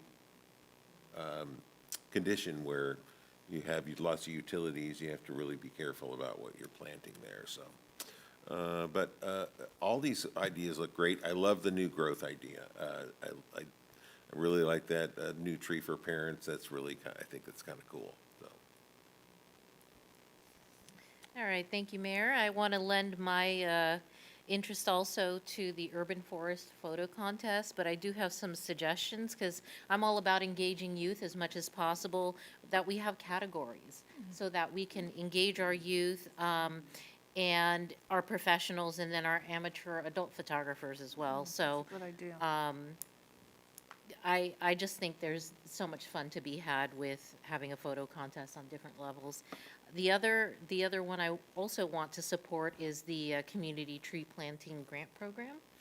I think as many ways we can support, a more beautiful sound option, sound deadening option in our communities, the better. And so I really, really like that one. Thank you. Well, I'm surprised there's $900,000 in this fund, because I can remember back in the old days, we used our tree mitigation money to plant trees in South Sacramento, because if you're going to tear them down, as long as you put them up, they had to go somewhere. And so we planted, and another time, we spent our whole fund to assess the oak trees in our cities, their health. And so it never really produced new trees. And we have such a wonderful canopy in our city, so, but I doubt if the 2014 tree inventory is valid today, because A, we've torn down a lot of trees up Auburn Boulevard. I know we're planting some new ones, but we tore down a lot of trees. So I don't know what that's public, that's not private, that's just public. I support all of these, every single one of these, and so maybe you come up with a budget for all of these. I think all of these have support from all the council members. For new growth, I think it ought to be people that buy a new home as well, because we bought our house in 1991, and you know when you go to the state fair and you go to the forestry department, and they give you a little tree and a little teeny little thing? We planted those 2 trees back in, and now they're huge California redwoods in my front yard. So, we think back then, and so maybe, a lot of people that have babies live in apartments, and they can't plant trees outside their apartments. So if there's a fund, and you designate this much for new growth, tree giveaway, and for certain occasions, buying a new home, they get a vacant lot or a new home that's on a, Casey knows what's going in, that there's no trees, stick a tree there. So kind of like they can build their house and watch their family grow, even though they don't have babies. The urban photo, I do support Vice Mayor's idea of, used to do a photo contest in my neighborhood for turkeys. We called it the turkey shoot.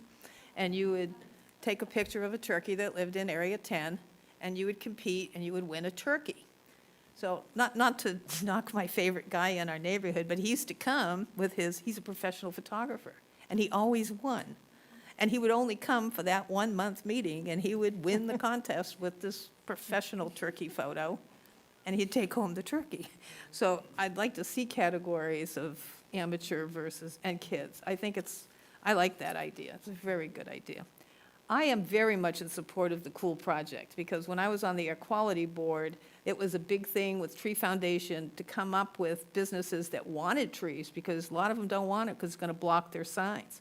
And then, anybody you give a tree to has to worry about watering it.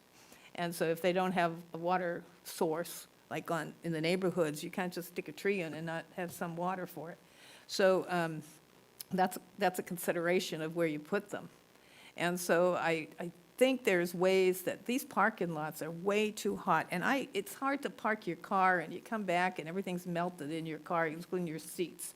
And everybody fights for the 1 or 2 spaces that are under a tree. And you go down Highway 99, and there might be 1 tree in the middle of a cow pasture, and all the cows are standing under it. It's like the 1 tree. And so I like if a business, we do the signage. We gave the private property owners of Dock Hart Brewery money to put up a sign. And if I would think if a business wanted to cool his parking lot and attract, and he didn't care, he didn't have a signage he was going to block, to make it available, and to have guidelines, the way we do with our signage grants. And we're not forcing anybody to do it, and it does help our residents to use that for shopping. People like covered parking all the time because it doesn't bleach out their dashboards.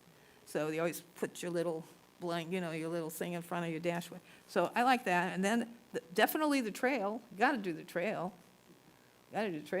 And the neighborhood funding is just as long as you can water it. Come up with a schematic of how to spend the money, and I think the council would like all of these.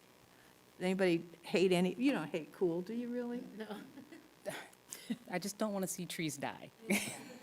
Well, if they take care of it, and they go 50-50, right? So they It'd get be an investment in it. It's not just our money. So And we can work with them to make sure their infrastructure investment is in there too before just trees. So they have something to lose if they let it die. And then we can always send them the free arborist. Right. Okay, I changed my mind. Okay, change your mind. Thank you for that feedback. We'll gather that We that are a Tree information. City USA. We are listed That's as Tree City USA, so we are definitely trees. We'll be back with program details on each of those. And then, weren't we going to, at one point, Mary Poole was going to do a tree event right around Arbor Day? We should spend some of that money and have a tree event. We should do that. We love events. We do. We're a city of events. Madam Mayor, we'll be talking about events at the next meeting. But we are an event city, we got to admit. It's one event after another, they're fun. Okay, so anyway, that's my thoughts, and if anybody wants to add anything since I spoke, anything to disagree with me, or, okay. Thank you. Great ideas, Allison, really good ideas.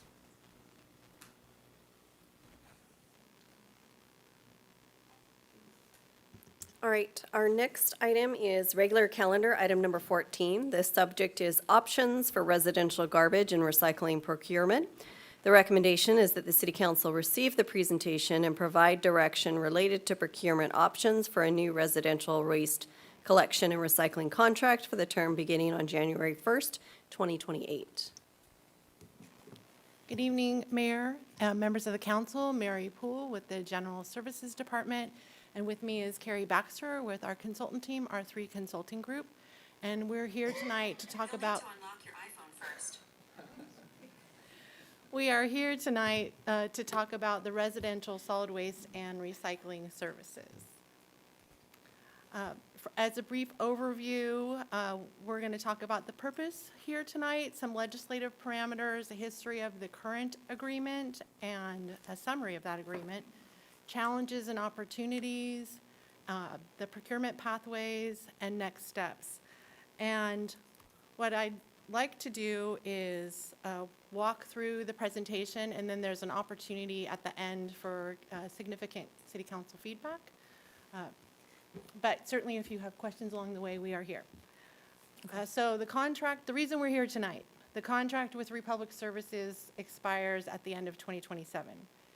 Generally, it's about 12 months or more to issue a new contract if you go through a procurement. So we are looking to you tonight to receive direction on whether or not to proceed with the 60-day negotiation with Republic Services or go directly out to the market with a RFP. If a negotiation is selected, that could still result in an RFP if the parties are unable to come to agreement on terms. And then in addition, we are looking to receive some input on elements to consider as part of this process, whether or not it's an RFP or negotiation. So just to remind everyone that we are under a number of state legislative mandates as we implement our waste management plan, starting with AB 939 that set the 50% diversion rules that came into effect right after we became incorporated. And since then, a number of different legislative acts have occurred, most recently with SB 1383, which was the most expansive and required us to do organics recycling on every aspect of our waste management world. Specifically, we were required to update our ordinance to be in compliance, update operations, include compliance monitoring to make sure that we were in fact doing organics recycling and doing it properly, include education, and then most recently to include enforcement. And that was all wrapped into the amendment with Republic Services in 2021. So just to step back briefly to talk about residential versus commercial. Tonight we're talking about residential. Residential services in Citrus Heights are handled under one exclusive franchise agreement that is awarded by the City Council, and it provides services to all single-family residents. We have about 27 single-family residents, or residential customers, which include the single-family households, duplexes, triplexes, and fourplexes. What was that number, 27,000? About 27,000. And then multifamily and businesses are all handled under the commercial side. In the commercial world, we can have multiple haulers. They need to be franchised, but they can apply for a franchise agreement. We issue them every year. And once they have that agreement, they are able to compete within the city for the customers, commercial customers that we have. So again, tonight is about residential. So to talk about our history of our residential services agreement, back in 2004, we issued our first RFP for residential services. We did it in concert with the City of Rancho Cordova. Citrus Heights received one proposal from BFI, later Allied, now Republic, and the City Council approved and awarded a contract to BFI Allied Waste in July. That contract started 2 years later, probably 18 months later, in 2006, and the initial term was in 2012. That was the initial end of the term. Over the life of that contract, there have been a number of amendments The first in 2006 to update our neighborhood cleanup program. Originally was an on-call, it moved to a scheduled program. Then we had a series of amendments in 2011 and 2016, which were negotiated extensions. The 2011 amendment included rate reductions. There were 2 consecutive years where the rate went down 5%. At the end of that term, rates were still lower than they were in 2010. In 2016, there was another negotiated extension where rates were frozen. And at the end of 2019, the rates still were lower than they were in 2010. And there was a ceiling enacted at that point of a maximum 3.5% based on a CPI. In 2017, an amendment was enacted to move the HHW from a drop-off event at Sunrise Mall to a year-round access to the North Area Recovery Station on Watt Avenue, or on Roseville Road, sorry. And then in 2021, as I spoke about before, we were required to add the SB 1383 organics, recycling, and all the related administration into the contract. And then most recently in 2024, another amendment to reinstate penalties for the early neighborhood cleanup material setup, which I'll talk about in a little bit. The total contract term will be 21 years as of the end of 2027. So the current agreement includes trash, mixed organics, recycling, and a number of other added value services. The rates are based on the size of your trash cart, and most of our customers, about 65%, have the 64-gallon or the medium subscription level, which is around $33 a month. That rate is inclusive of all of the services, which are listed on the next slide. So those include the weekly or garbage and organics, every other week recycling, curbside oil and filter recycling, battery recycling. This occurs on recycling collection day, appointment-based home sharps collection, and the neighborhood cleanup program, which is 3 times per year on a schedule and up to 10 yards per collection. And there are a number of added value services also in the package that are not all listed here, but some of them are the garbage and recycling services that are provided at city facilities, garbage recycling and porta potty services at city events, and up to 600 yards of illegal dumping pickup, and plus an array of other added value services that Republic provides. I have a question. Yes. So not on there is the fact that you can get a second recycle bucket, 2 recycle, with no extra fee. Correct. So you can have 2 recycle buckets. You can. If you have a lot of recycling material. You can. And you can also set cardboard at the side of your recycle cart if it's broken down. So there's a lot of extra services. Okay. The extra leaf pickup that's just started this month. In addition, the current agreement includes administration, customer service, and compliance, which is the public education, the billing service, the SB 1383 required education, route audits, inspections, penalties. Those are all built into the contract, and the city monitors and enforces. In addition, there's a minimum diversion requirement. So if Republic doesn't meet that 40% diversion, then there's penalties. They've never had a penalty yet. And then the customer service and administration fee, HHW, the customers pay an HHW fee on as part of their rate that allows them to go to the North Area Recovery Station, who then bills us when they turn in their materials. And then there's a franchise fee. Where does the trash go? Trash is delivered to Elder Creek Transfer Station, and it's hauled to Forward Landfill. It's about 133 miles round trip. We have a local, or Republic has a local Republic-owned facility for processing and marketing mixed recyclables. This is on Watt Avenue. And then plastics go locally considered in the business because that goes to the United States-based center, and that's their polymer center in Las Vegas. And then organics are delivered to, they're transferred through the transfer station and then hauled to various processing facilities in Northern California. If we want to talk about rates, we can proudly say that Citrus Heights enjoys the lowest or among the lowest. I haven't found a lower rate yet, and I look frequently, but the lowest rates for the most services for sure in the region. And this chart just shows where Citrus Heights ranks with our neighbors.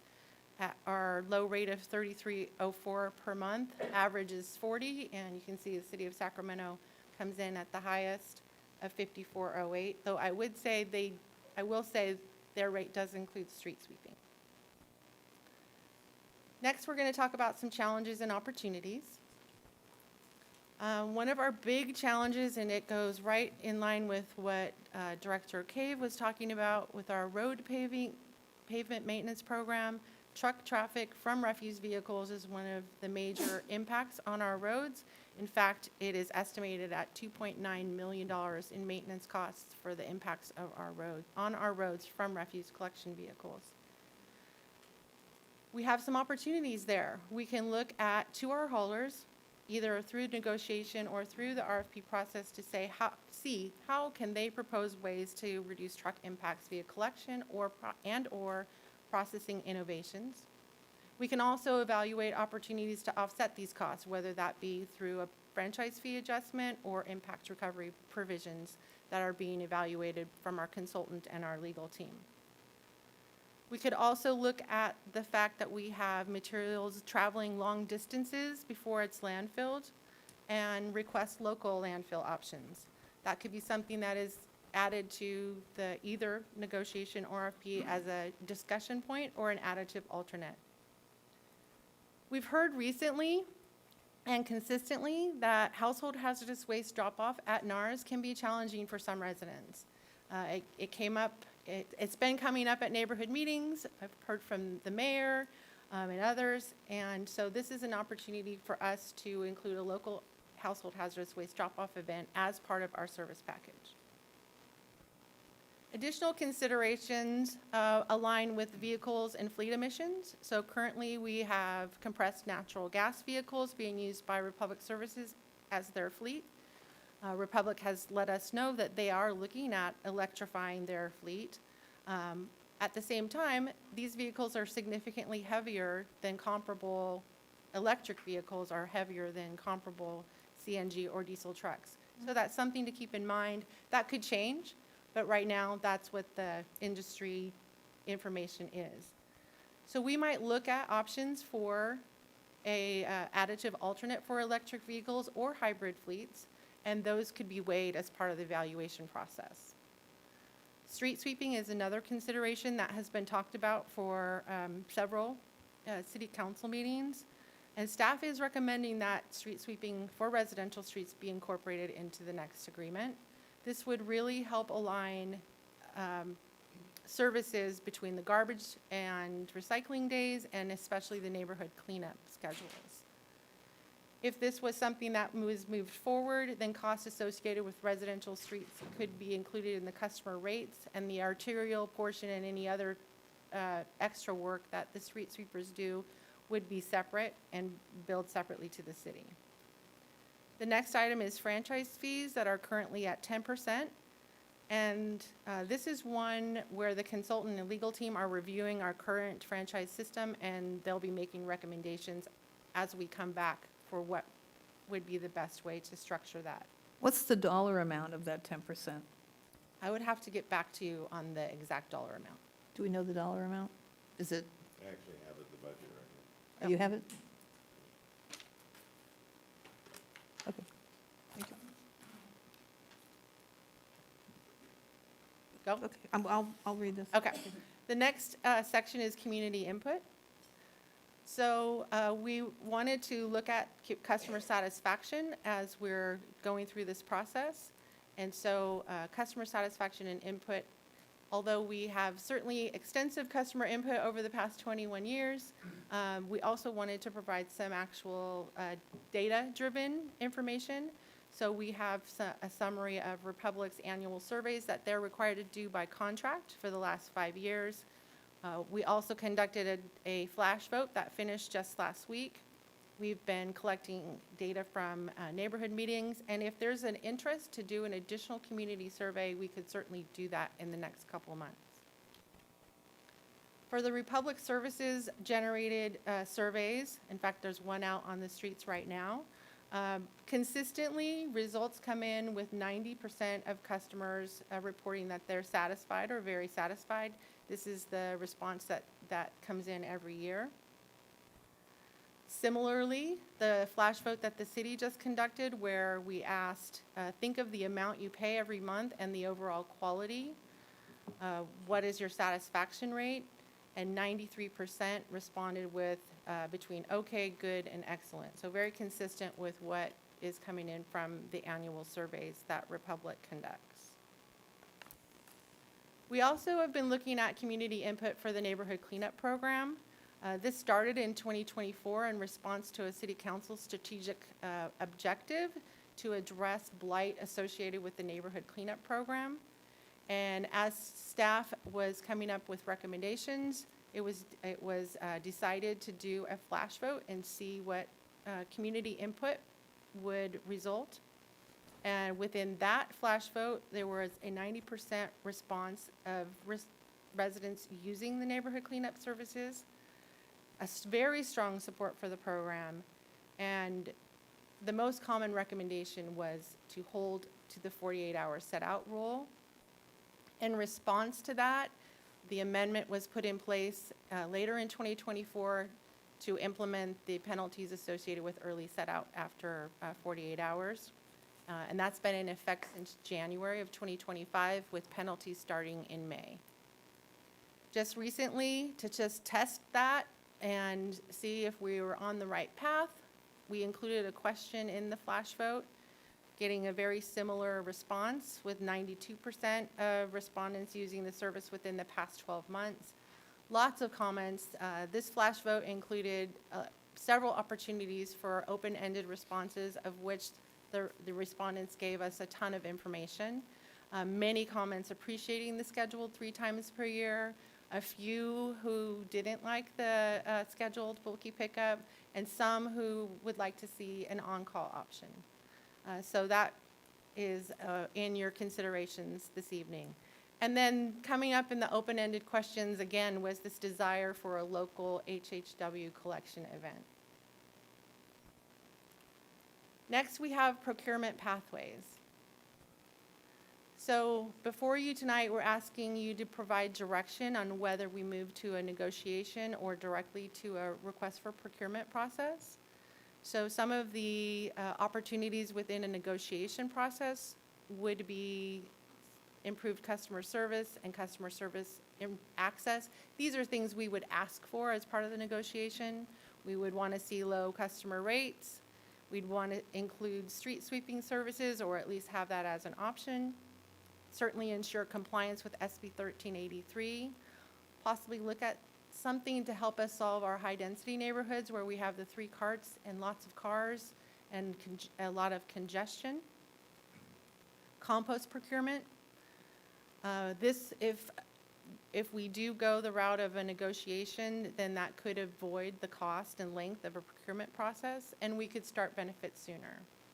At the same time, going to an RFP, we could enjoy all of those benefits except the last 2. Plus, we could test the market.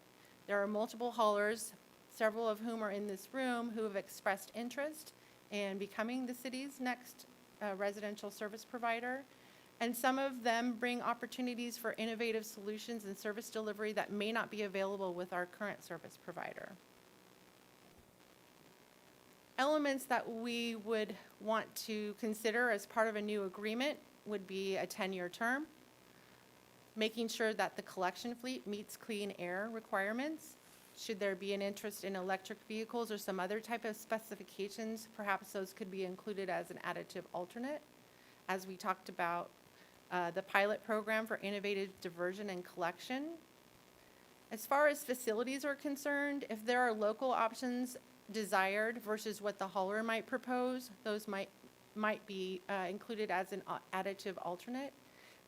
Including items as an additive alternate allows for better prices overall, because your proposers are going to give you what they think they can do at the best price, but we can also see what we might want regardless of the price, or considering the price.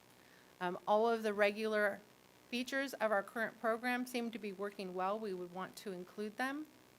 However, with the bulky item collection, it would be good to know if there's an interest in making any changes to that, or if we stay with the 3 times per year at 10 yards. Street sweeping, again, is something we'd like to get your input on, and also the annual local HHW event. Mary, one second. Do you know what we pay for street sweeping now? Pardon? Like 515,000 a year. Oh, for street sweeping, thank you. Either way, a new agreement, if we go the RFP or negotiations route, the new rates would go into effect January 1, 2028, adjusting annually and capped at 3.5% based on the CPI that is currently being used. These are our recommendations. If we do go with an RFP and a new hauler is selected, we really do need the 12 months in order to allow the new hauler to ramp up their operations, get new trucks, set up their infrastructure, and be ready to roll on January 1, 2028. So that's why we need the 12 months. And this is an RFP. If the RFP is just determined it to be the direction that we go, it's a proposal process, not a bid process, so the selection isn't bound by the lowest price. We recommend that a selection committee be established who would review the proposals, do site visits, interviews, and then come back to the city council with their recommendation. This is the proposed schedule. We're in November, doing the update, getting your direction tonight. November through January would be the drafting of the franchise agreement and potentially negotiations with Republic Services. Should there be interest in an additional community input, then a citywide survey can be issued, and neighborhood association meetings are ongoing, and any neighborhood that would like us to come out is more than welcome. We'll be out.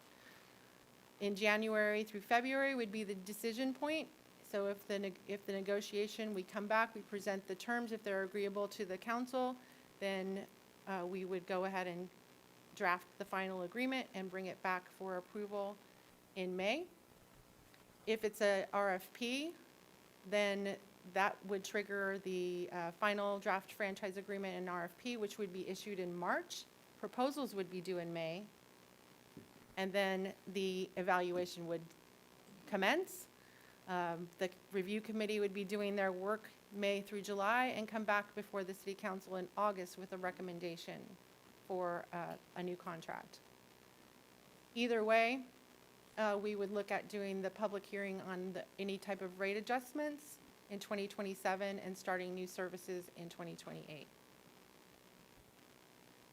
And with that, I'll leave it here on this slide, looking for your direction specifically relative to the negotiation or RFP direction, and then your feedback on specific elements listed here or any other ones that you would like us to consider and include in the process. Okay, so first questions, then I'm going to get public comment, and then we can make our comments. So are there any questions first to clarify anything? I have a question. Go ahead. You mentioned that we could possibly have more local landfill options. Do those exist already, or? Okay. They do. Where are they? So we have, I'll actually let Carrie speak to that. She knows better than I do.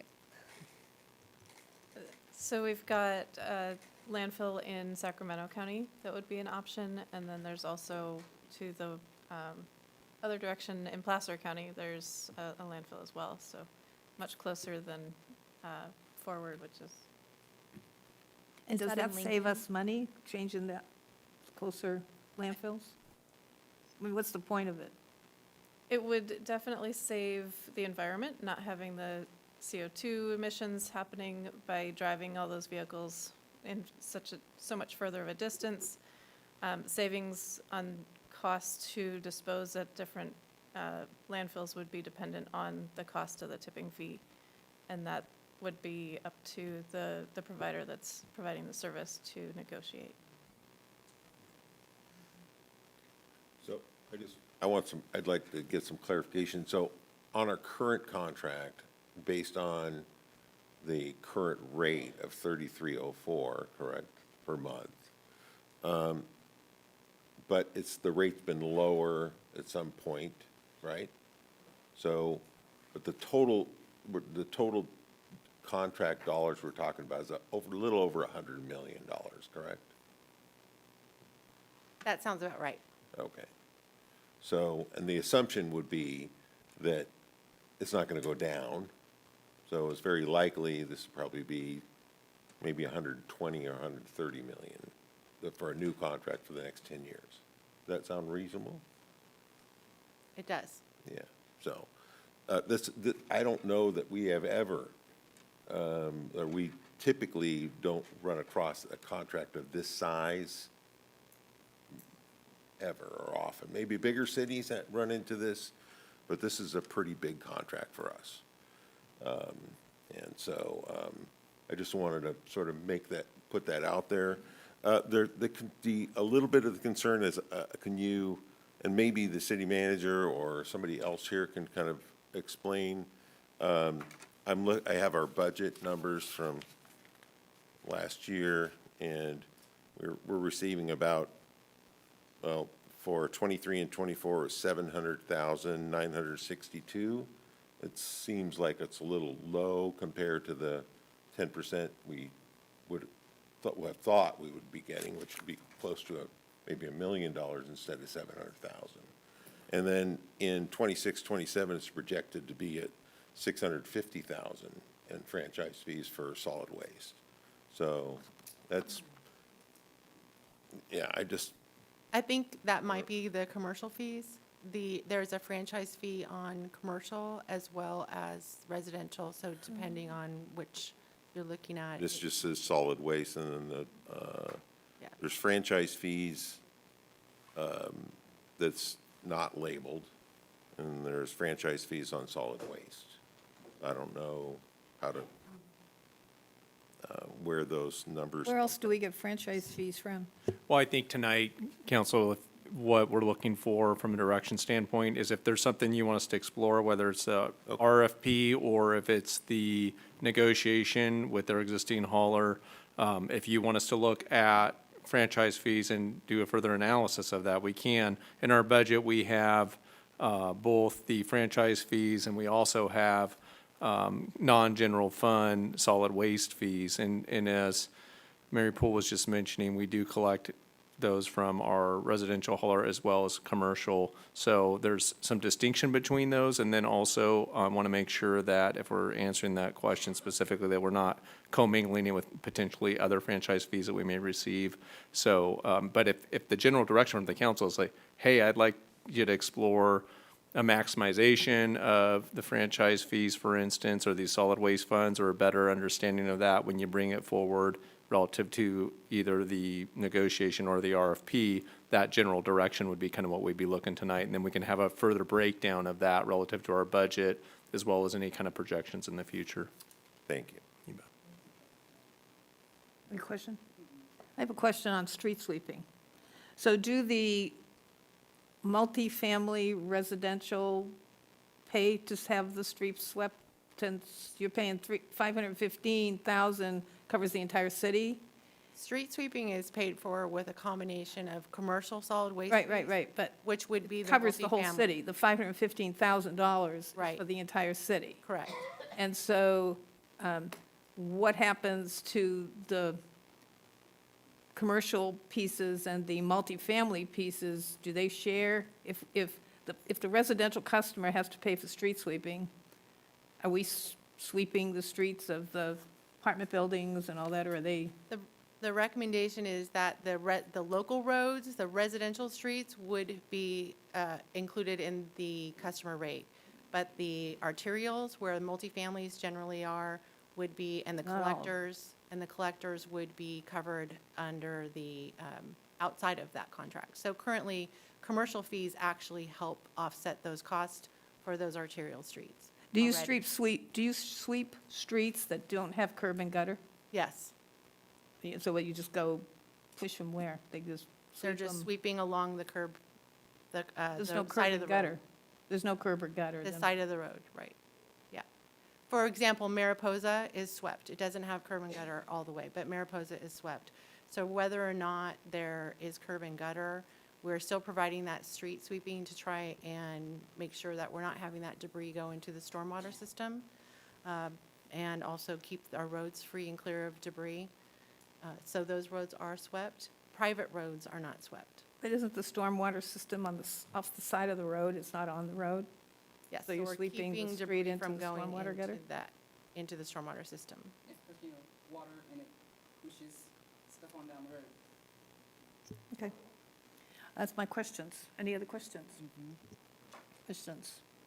Public comment, please. Mayor, I just wanted to note that we do have 29 public comment speakers, so I just wanted to check with council if you'd like to Well, proceed maybe with we'll those. cut that down to 2 minutes. So I think 2 minutes, and if you can just ditto somebody else's comment, if, that would be appreciative. Otherwise, we'll be here, we'll have to take a break, because that's a long time. You want to take a break now? We're going to take a break now, and then we'll come back for public comment. The consensus is a break now. Okay, we'll take a 5-minute recess. 5 minutes, that's good.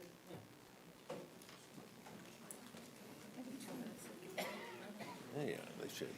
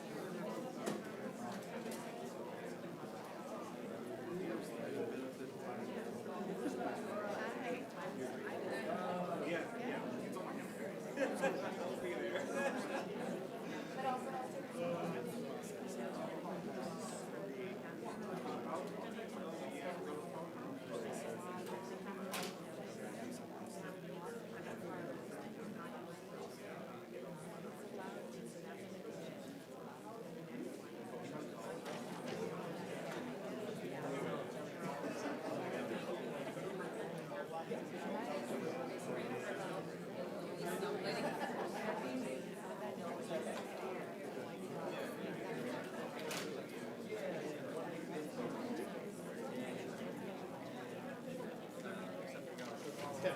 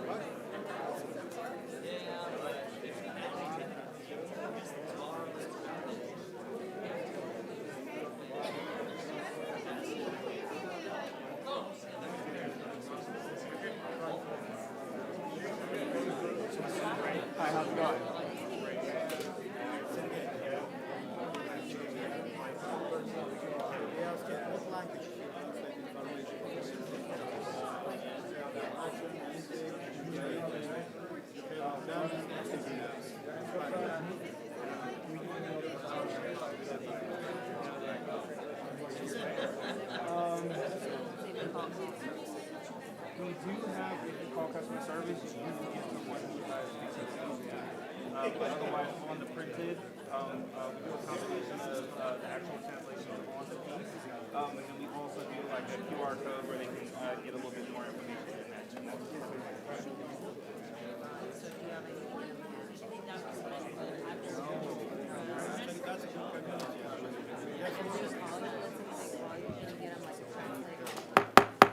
Okay, let's get our room back in order.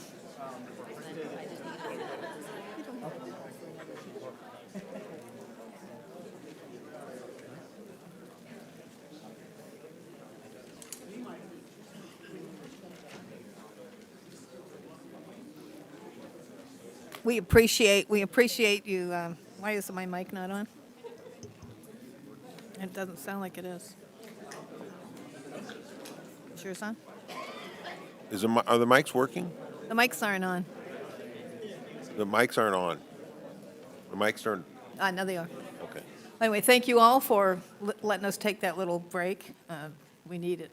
So now we'll do public comment, and we're going to limit you to 2 minutes. And if you can say ditto to somebody who is, in front of you, or just make your bottom line known to us, we appreciate if you could speed it along. Otherwise, we'll be here just an hour for public comment. So we want to give everybody a chance to speak, so do your best, and let's go, Amy. The first public comment is Tim Reber, and then followed with Terrence McNamers.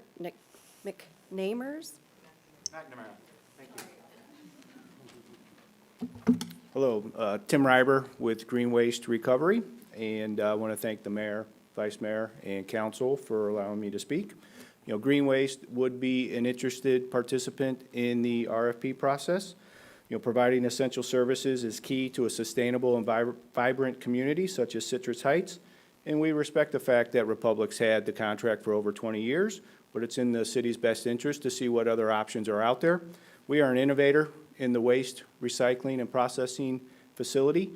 Our MRF in San Jose is the 5th largest processing center in the country, as well as our C&D processing center in San Jose is also the 5th largest C&D processing center in the country. And we have a processing center here in Sacramento County that processes C&D recycling and has the capability for expansion to handle all types of waste and recyclable commodities.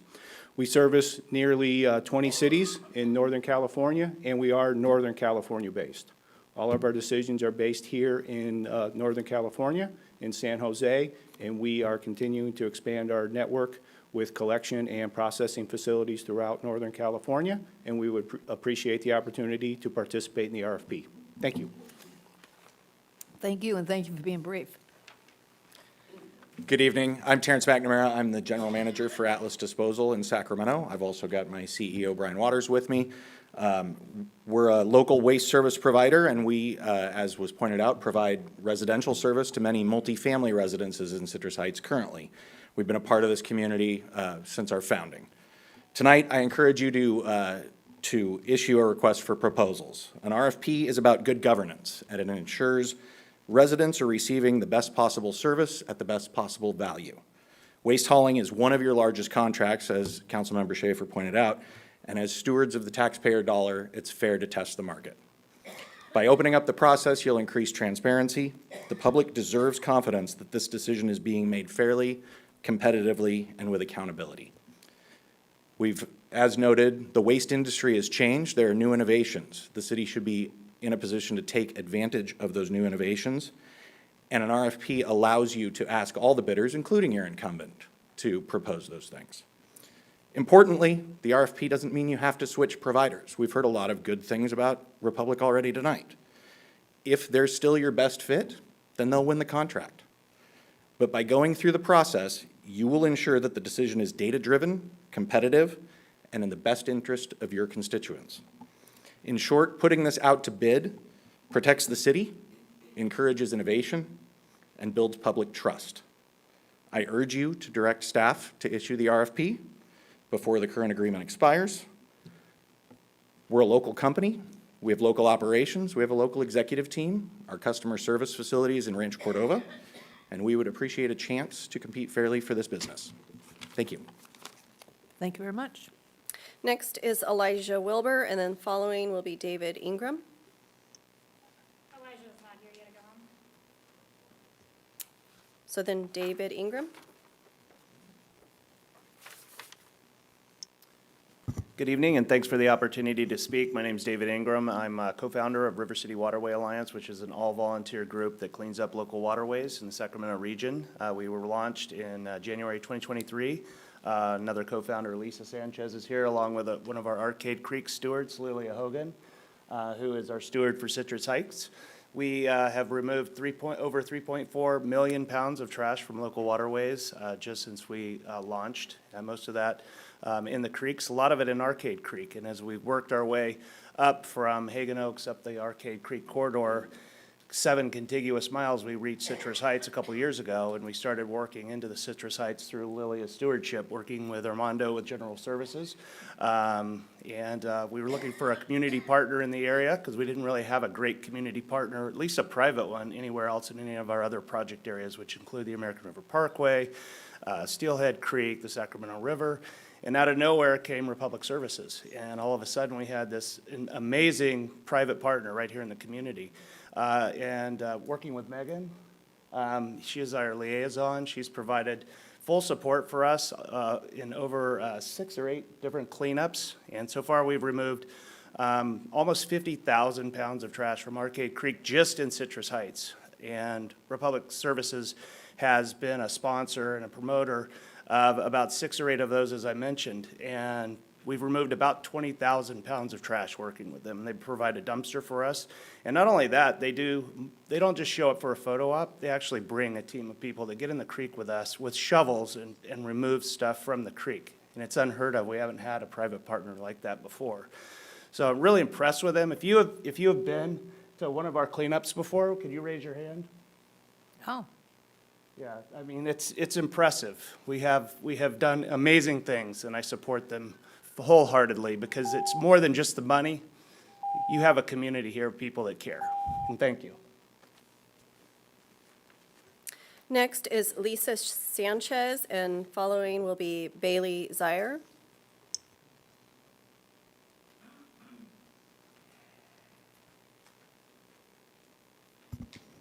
Hello, my name is Lisa Sanchez, and I volunteer with River City Waterway Alliance, David Ingram and Lilia Hogan.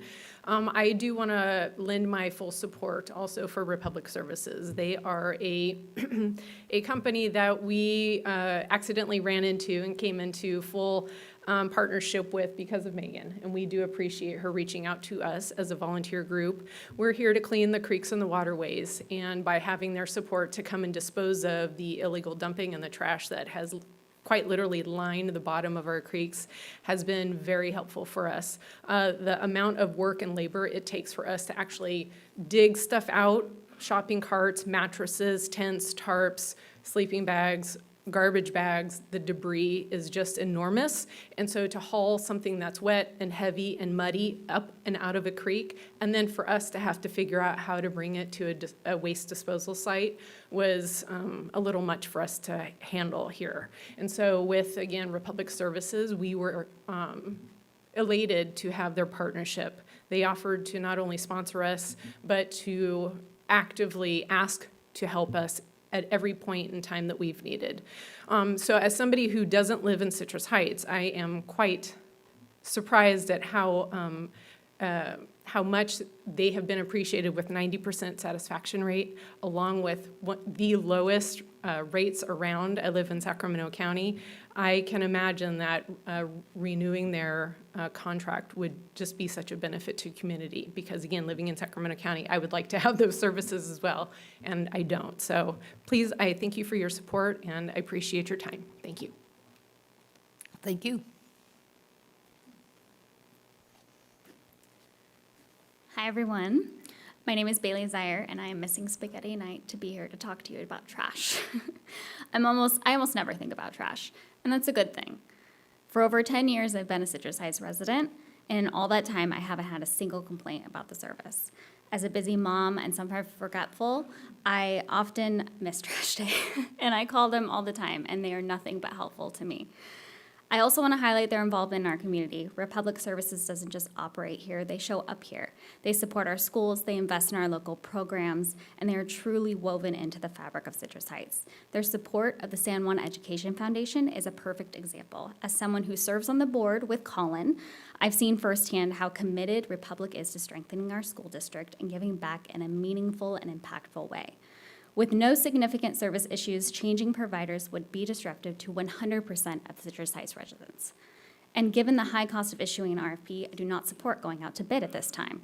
Republic is more than just a business partner. They are a community partner, they employ our residents, they invest in our city, and they are fully immersed in the Citrus Heights community. And honestly, the benchmarking and satisfaction statistics we just saw tell you everything you need to know to make this decision. Benchmarking against peer entities shows that Citrus Heights residents are already paying some of the lowest rates, all while receiving high-quality, reliable service and exceptional community support.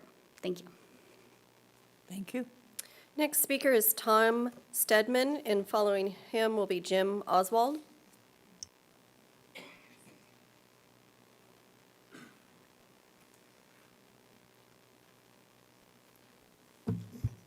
Hi, my name is Tom Stedman. Thank you, Mayor, Vice Mayor, Council. Hi. Don't interrupt. No, I'm only kidding. I know her real good, so. Her husband's with the Kiwanis Club. I'm the president this year, and I know what he went through. I'm here to represent Republic for what they do for us as Kiwanian and all of the events that they help us with. And after helping us, I see them all over the city at all of the events, from the Halloween truck and treat,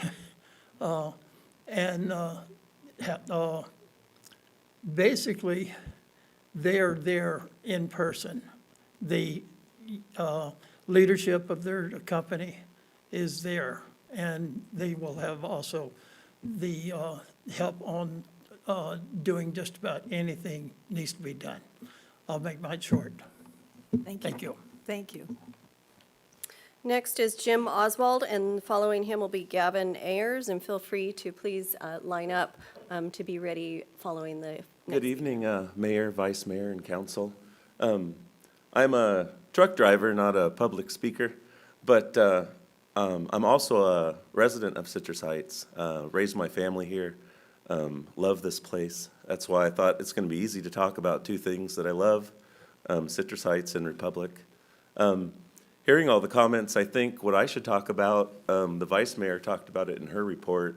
Every day I have residents telling me, thank you, and that we appreciate you, and all that kind of thing. Thanks for going the extra mile for us. So I get that every single day. I'm sure all of my drivers do. Also, I'm the trainer, and so I've trained about half of our team. Republic is big on safety. It's been #1. I've worked with a number of leadership teams, and they just continue to amaze me by always doing the right thing. So that's what I got. Thank you. And following Gavin Ayers will be Brian Morris. Hi, my name's Gavin Ayers. I live in Citrus Heights. I've lived here for 26 years, and I also worked for Republic Service the last 10. Republic Service is a great company. We all, everyone's my neighbor. I live en route because I'm always there. And I grew up in Carmichael, so I've seen Sacramento County as it was, and I watched Citrus Heights grow and become something bigger and better. And Allied Waste was there, and we still have guys that are from Allied Waste that work with us. And we keep working hard to keep it going. They train the other guys. Republic Service is a great company, and I wish to stay with it. Thank you. Thank you. Following Brian Morris will be Aurelia Walker. Good evening. My name is Brian Morris. I teach 7th grade here in Citrus Heights at Lycan K-8. I teach English and history, but this year I am also the new gardening teacher as part of our site's initiative to align our elective program with career technical education happening in our high schools. Each middle school teacher was instructed to find a class and to begin teaching a class that aligns with one of those high school career technical education classes. The class that I chose to teach was a garden. That garden would not have been possible without the support, not only financial, but also coming out to build and provide supplies from Republic Services. At our site, they have been a consistent community partner. They are regularly out at the site, not associated with the garden. Last year, they also had one of their electric vehicles out. 7th grade students were allowed to come out and view the vehicle, get inside, check it out. They've been a regular face on our campus. I'll make mine short. That's all. Thank you. Thank you. Following Aurelia Walker will be Ray Robinson. Good evening. My name is Aurelia Walker. I am a caregiver. I'm a resident of Citrus Heights for over 15 years. And also, I'm a CEO and founder of Mike's Playground here in Citrus Heights, which I will be creating special need equipment for our special need children. And I'm here to let you know how important Republic Service has been for me in the community. One, they give us 3 cleanups to help us to keep our home decluttered. They also help the community, especially in the parks that we so much love and to be in. And it is important that Republic Service has been here for a very long time. They know our streets and the uniqueness of them to help the community. Why fix something that isn't broken? Thank you. Thank you.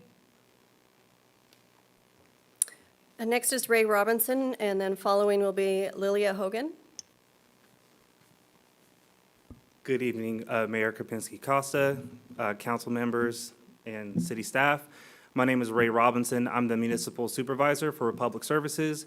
Usually I'm up here presenting our environmental scholarships or our annual report, but today I get to talk literally about what Republic does and what we do in the community. So Republic Services, we're leaders in sustainability, we're leading in electrification, we're leading in AI technology, as well as being human-centered individuals. We're out in the community every single day. Mayor, you mentioned that this is event city. There's nearly no event that happens in this city that we're not at. And we make sure that beyond what's required of us, we take that extra step. So if you heard some people today say that Republic is donating money, Republic is there on boots on the ground, Republic is doing something. We're always doing something, and we're doing it for this city. My team, Megan, who you heard about earlier, Anna, who's not here today, but we're speaking for her. We've been in this community for years now. We want to continue to do that. We work with city staff, such as Mary Poole, trying to improve outreach and education, which our department specializes in. One of the things, going back to our leading in technology and sustainability, is that the AI apps that we are using now are capturing more information about the materials that we see, and that is informing the types of material and education that we are delivering to your residents. So trying to build and build each year, and we love the opportunity to do it once more. Thank you. So next is Lilia Hogan, and following will be Sherry Merrick. Good evening. My name is Lilia Hogan. I am a community member. I've been here for 25 years now. I have zero complaints about my services from a public service. I've never had an issue, which is awesome. I love my service. My kids love to do it now. They've trained them very well. So, more than that, as I was mentioned earlier, I am a member of the River City Waterway Alliance, an all-volunteer group that go into the creeks to clean the trash from our very polluted waterways. I live here in Stock Ranch, and a beautiful Arcade Creek right behind me, and I saw how just destroyed it was with all the trash. And with the help of our amazing volunteers, we would go in and take all the trash out, but we were stuck having to haul our own trash away. And then when Megan Kate and her group came into the picture, they hauled it for us, and it was just a huge, huge benefit to our group. We didn't have to haul it ourselves, which we typically do, all the way to the dump. David does it himself in his own truck and trailer.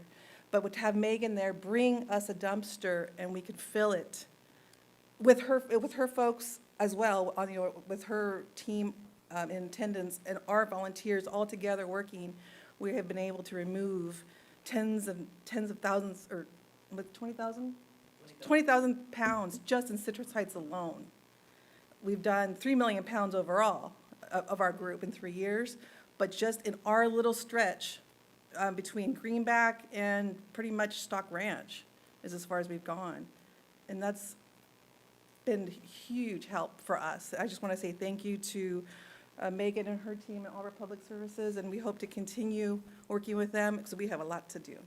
And we'd like to see all you out there with us. Thank you. Following Sherry Merrick will be Elazar Jones. Hello, Madam Mayor and Madam Vice Mayor, Council, and staff. I am Sherry Merrick. I am the Executive Director of the Citrus Heights Chamber of Commerce.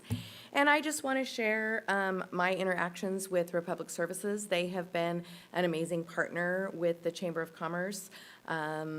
Colin sits on my board of directors, and I have to say I have not had one harebrained idea of a program that I want to bring to our business community that They have not stood up and supported. When I know I want to do a program and I need support, I can reach out, not only for the monies, but for the bodies to come and support us.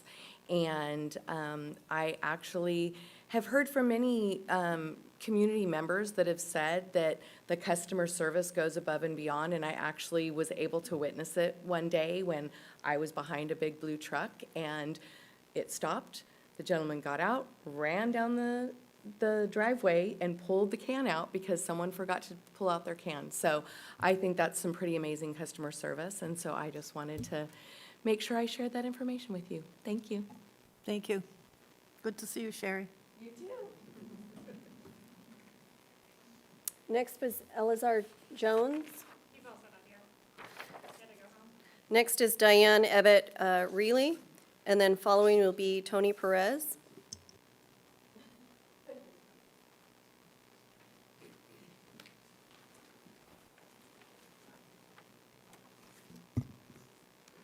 Good evening, Mayor and City Council members. I'm Diane Ebbett Reilly. And first of all, I want to say I love Republic Services. And in fact, Raymond is in our Rotary Club. And they have done wonderful things for this community, for Rotary. However, I am the past executive director of the Citrus Heights Chamber of Commerce. I'm also a current business owner with my husband, Ray. I also serve on the Citrus Heights Veterans Memorial Project. I'm on the board of directors for HEART. I'm also on the board of directors for Rotary, and I volunteer with the Citrus Heights Police Department. Why do I tell you this? It's because in all of these situations or organizations, if we want a new printer, if we want a new caterer, or something like that, we always send out an RFP. We don't give it to our best friend or somebody that we've known for a long time. We go and we ask for an RFP. Why do we do this? It's because an open process invites companies to compete, driving down costs through innovation and efficiency, so residents get the lowest possible rates and maximum value for every tax dollar. It upholds transparency by mandating clear public evaluation criteria and documented pricing, eliminating any hint of favoritism or strengthening public trust, strengthening public trust. And it improves service quality. When providers must earn the contract, they deliver better reliability, advanced recycling options, and stronger environmental practices. Again, RFPs ensure fairness, transparency, and the very best service for Citrus Heights. Thank you. Following Tony Perez will be Sergey Ivanikov. Good evening, Mayor, Vice Mayor, council members, and city staff. My name is Tony Perez. I'm the area manager with FCC Environmental Services. We currently are the operators at the Western Placer Waste Management Authority disposal site mentioned by the staff earlier. We currently handle the MRF, C&D, compost, public disposal, HHW, and the landfill on-site. FCC Environmental Services has a global presence and a strong backing. We serve over 14 million Americans across 7 states in the United States. We also empower leaders to make local decisions and to provide the best customer service available to provide a better customer impact. On behalf of FCC Environmental, we would be honored to be considered as a potential bidder should this go out to an RFP. Thank you for your time and for your consideration. Following Sergey Ivanikov will be Alyssa Yurchenko. Good evening, Mayor, Vice Mayor, and City Council members. My name is Sergey Ivanikov. I'm founder and CEO of Russian American Media, company that was born 28 years ago. And big part of the audience we serve, it's a Russian-speaking community living in Citrus Heights. So city of Citrus Heights is one of the largest region representing our Slavic community. And I want to say that Republic Services not just a leader in sustainable waste management, they are also a great partner. They are valued community partner committed to public education and environmental stewardship. Republic Services actively educates Citrus Heights members and regional residents about recycling, ecology, about hazard waste and organic processing through Russian-American media publications, websites, social media, and also community events. For the past decades, Republic Services has supported our major community events with engaging recycling programs, hands-on activities, and dedicated volunteers, especially at large community events like International Kids Festival that engage Citrus Heights residents and bringing together more than 15,000 people at the free community festival. We had more than 100 volunteers that were presented by Republic Services, and it was help with all garbage and waste management. Thank you very much. I would like to support Republic Services. Спасибо. Пожалуйста. Following Alyssa will be Mariana Elritska.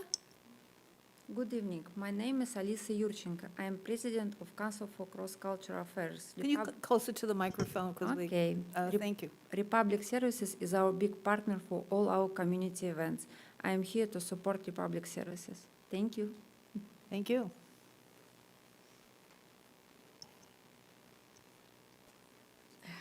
Good evening, council members. My name is Mariana, and I am a resident of Citrus Heights 7 years. Republic Services support my city and the local community organization. They are more than just a trash company. They are our community friend and partner. Thank you. Thank you.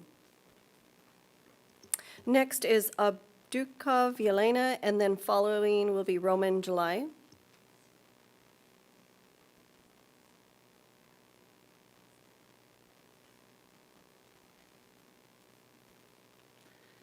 Good evening, council members. My name is Yelena Budkova, and representing one of the companies innovating my insurance located at 7777 Greenback Lane. So I cannot but mention this amazing address. We have this company created about 30 years ago to help the communities to get knowledge about medical insurance, financial programs, and we're working very closely with different communities, with the different cultures, with the different, traditions. But, the reason I'm here today to support the Republic system, because from our clients, we have thousands and thousands of people that we help together. And so they said that it's so important for them because they're so educated. They're involved in all the events that we're providing for the communities. This company is supporting us from different angles. And so it's very, very well known, not only in the Citrus Heights, but in the other communities as well. That's why I'm here to say that I'm supporting them. Thank you. And following Roman July will be David B. Shelton. Hello, everyone. My name is Roman July, and I'm representing the cultural heritage of Slavic community. I came to support Republic Service of Citrus Heights City, a sustainable solutions company that deeply involved in Slavic community life. Thank you, Republic. Thank you. And following David B. Shelton will be Alina.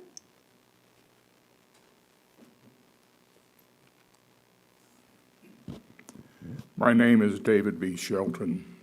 I wish to thank the council for allowing me time to express my opinion. This is about trash pickup, not residential garbage and recycling collection services. Citrus Heights is now having staff present options to the City Council on how to change the current contract with Republic Services on our weekly trash pickup. Our current cost is $1.10 a day.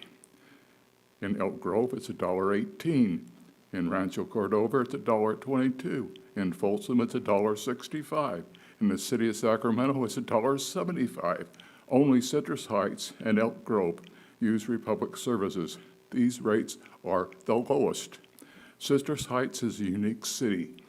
When you have a golden goose, you don't kill the goose, you cherish it. It would be my opinion to make a mistake to proceed with an RFP. That's a request for proposal. Normally, you only have one bidder responding. However, an RFP would cost $350,000. And even that negotiation, if we go to 60-day negotiation, staff estimates that's going to cost $50,000. Even $50,000 seems to be excessive to me, but it is what it is. I strongly urge the City Council to enter into a 60-day discussion with Republic Waste. Any desired changes or additions to service should be done in discussion as we have done over the last 10 years. There should not be any additional RFP exploration. In flash votes processed in 2021, 414 respondents rated service quality by Republic Waste at 90%. In 2024, 700 residents, it was 91%. Thank you, David.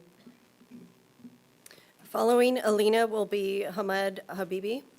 Good evening, everybody. My name is Alina. I live in Citrus Heights for over 20 years. I just wanted to share my statement. Republic Services, they do support local community organizations. I am as well a CEO of community-based organizations where we help thousands of members with housing, bills, and just when they move, we need to connect their bills. So we have a lot of interactions with Republic Services, and we do service a lot of bilingual members. A lot of them are Russian and Ukrainian speaking, and they're able to provide information templates that make it very easy for them to understand in their own language and to be a better member in the community. And of course, I do notice them at multiple events where they network with other businesses, which is really, really nice. So I appreciate that. Thank you. Thank you. Following Hamed will be Garrett Gatewood.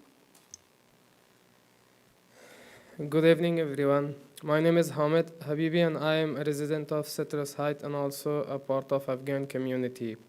I just want to take a moment to recognize Republic Service for everything they do in our community. They are so much more than just a trash company. They truly care about supporting local community organization and helping our neighborhoods grow stronger. I have also seen how they reach out the Afghan-speaking community, making sure that important information is available for everyone, if the English, even if English isn't their first language. And honestly, you can always find the public at community events in one way or another. They are always there showing their support and giving back. Thank you so much. Thank you. And following Garrett Gatewood will be Amanda Camacho. So let me just start off by saying you guys are all awesome, and everything you do is right. And I don't think you hear that enough. Once again, you guys are awesome, and everything you do is right, no matter what anyone says. My name is Garrett Gatewood. I am also one of your counterparts from the city next to you. I wondered why we all had to do the trash contract at the same time. It looks like we signed up at exactly the same time. That makes sense. So here's what's getting ready to go. You probably didn't know this about me, but I was born in Citrus Heights. I went to Skycrest, then Dewey, my dad taught at Salmon High School for 43 years. Mr. Gatewood, if you had him, I apologize in advance. And I love this city. We are known for being very innovative in Citrus Heights. And there's no reason why you shouldn't take this to RFP. Now, we took it to RFP in council, and we had them compete for our business. And I'm not going to tell you who we chose. You can guess, but because that's a business in Rancho. But have them give their best foot forward. If they're the best fit, then they're going to come with the best thing for you guys. There's no reason why. I know staff thinks there's extra money, but in the end, the savings alone, might be a little bit more expensive than you guys, but we also include street sweeping in ours. So you can ask for anything you want. You don't have to go up, Tim. You can keep it at that price. Because whoever wants the business, I bet you they'll give you the price you want and the services. And I would also say include education, include scholarships like we did, include everything you want, because this is your one chance, especially if you're going to make it a 10-year contract. Make them really compete for you. You'll have 3 or 4 amazing opportunities. I always choose the hyperlocal, but this is the chance for Citrus Heights to really not only maybe even cut costs, but find other services that you guys have always wanted your trash company to provide. Thank you for your time. Following Amanda will be Colin Wallace. Hello, Mayor, Vice Mayor, City Council members, and staff. I'm here today. My name is Amanda Camacho as a local resident. I'm also a small business owner. My family has lived in Citrus Heights for 14 years. We have enjoyed Republic Services. I'll make it very fast. It appears they are the most affordable. They have provided a lot with the community. I see them very much as a resident and as a community member, and I am here to support them tonight. And following Colin Wallace will be Taylor Brown. Good evening, Mayor, Vice Mayor, council members, staff. My name is Colin Wallace. I'm the General Manager for Republic Services. I've been proudly a member of Republic Services for over 11 years. And during that time, it's been a true privilege to partner with the City of Citrus Heights. And I do just want to take a brief moment to thank staff for the effort for not only tonight, but also for the collaboration and professionalism I've seen over the years. Thank you. I also have to give a shout out to my team that has showed up here today. They work diligently every day to make sure that they provide high-class or world-class services to the City of Citrus Heights, and most importantly, they're doing it safely. This is a late night for them. They have an early morning tomorrow morning, so I do want to say thank you to everyone here, and I hope it shows the dedication we have to the city. And then finally, I want to thank all the community members who have come up and spoken on our behalf. Look, I'll make this as brief as I can. We do provide exceptional service. It's shown in the surveys. We're providing unmatched value. We are providing the lowest rates here in the region. We are a leader in sustainability. And as you can hear tonight, we are deeply ingrained into this community. We don't just operate here, we invest in here. And I like that 3 T's, right? Time, treasures, and talent. We do everything we can to give everything we can here to the City of Citrus Heights. I'll close on just that, to me, this is a very clear path forward. I respectfully ask for you guys to enter in the 60-day negotiation period. I view this as a no-risk, high-reward situation. During this time, we will collaborate with the city staff and their consultants. We will share our industry experience, our knowledge, our data, innovative ideas, and we can explore new technologies, new programs that have been talked about, and we can and see what we can do to enhance our services and sustainability. And if we don't come to an agreement, the result is a better RFP for you guys to enter into the streets. Thank you. Thank you, Colin.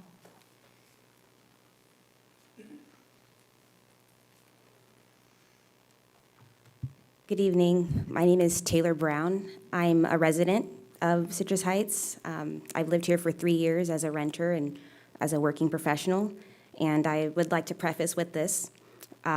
Recently, a visit to the Sunrise Mall left me underwhelmed.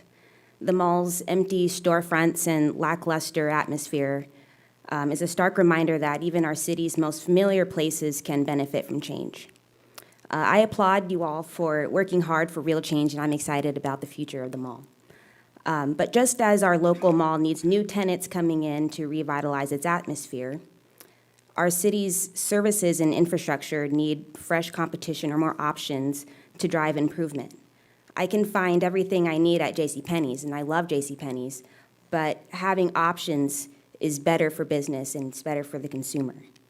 The city's reliance on a single company for a particular service or contract can be just as stifling as the mall's lack of new tenants.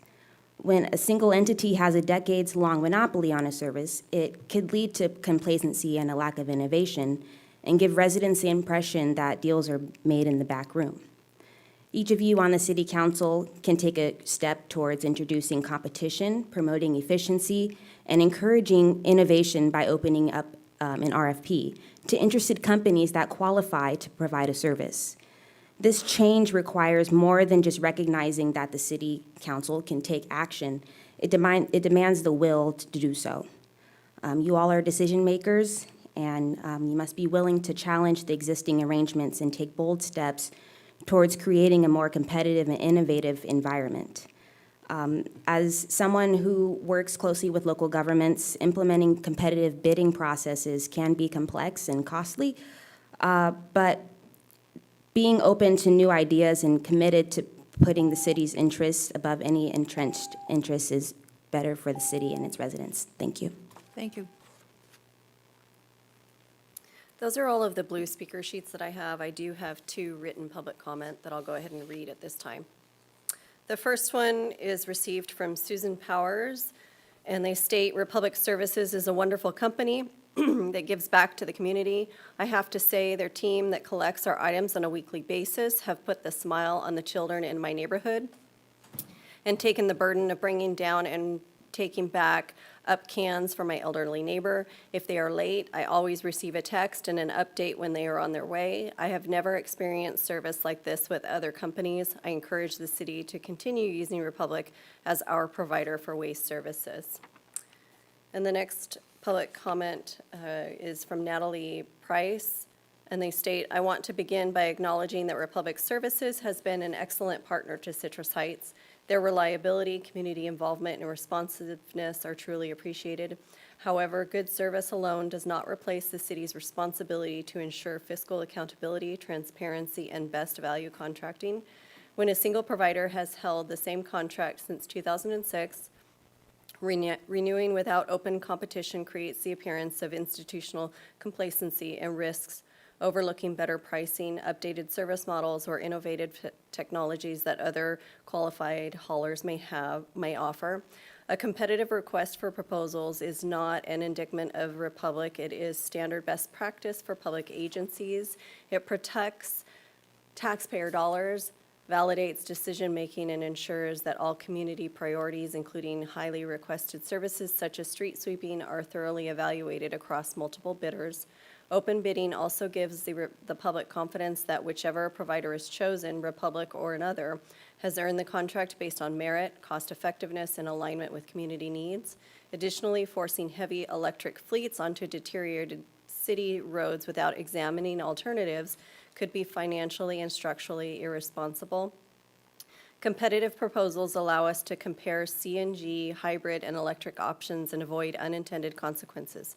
For a contract of this magnitude, after nearly 2 decades without competition, not conducting an RFP would be a failure of due diligence and a disservice to residents.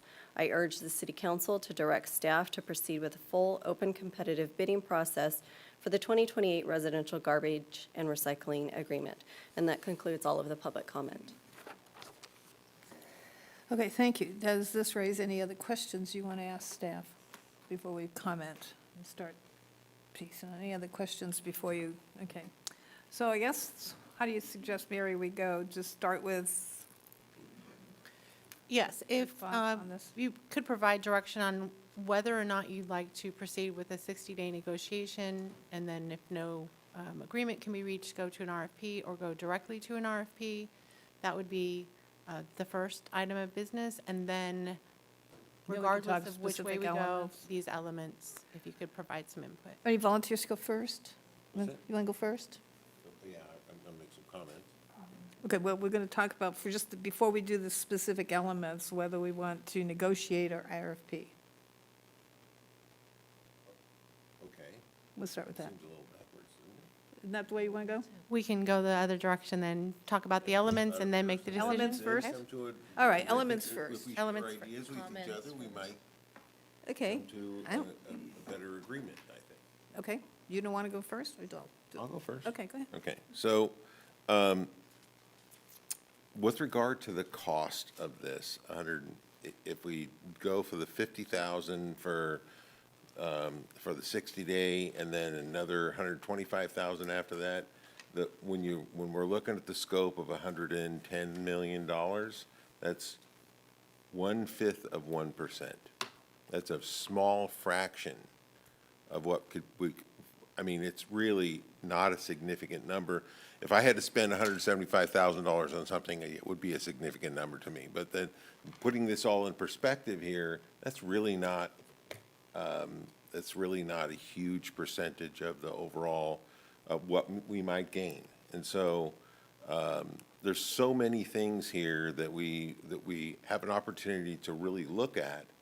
And I think an RFP is a way to do this. And so my opinion is we go straight to an RFP. We don't mess around with the negotiation. We just let it go to an RFP and see who comes out. Maybe Republic comes out the best fit. Maybe, I don't have a horse in this race. I think that I think Republic Services done a wonderful job. I really have no complaints about that. But I think this is good governance to put this out for bid. This is not something that this is one of the biggest contracts we will see probably in my entire time on the council. And I think it deserves good governance and to go to an RFP. Did you want to talk about elements? No, I'm done. You done? I thought you wanted to. Councilmember Nelson. Thank you very much, Mayor. I am interested in talking about the elements. I didn't hear any specifics on innovation that maybe is out there from other companies, and I'd be curious to know if any of my other council members or staff knows of what those might be. So I'll let Carrie jump in as well, but things that we have talked about as staff and the consultant team for innovation include, different ways to address our highly congested neighborhoods. You heard from Tony at FCC. We have a Western Placer Waste Management Authority that is working on doing sorting at the site.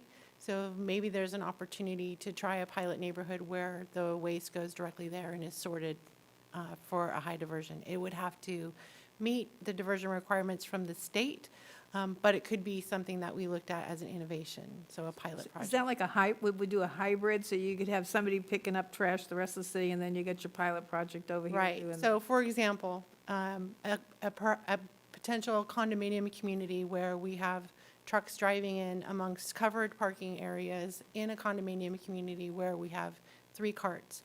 Perhaps that is transformed into a different structure where that material is maybe 2 carts and is going to Western Placer, as an example. There may be other locations that I'm not aware of, but that would be the kind of, one kind of innovation.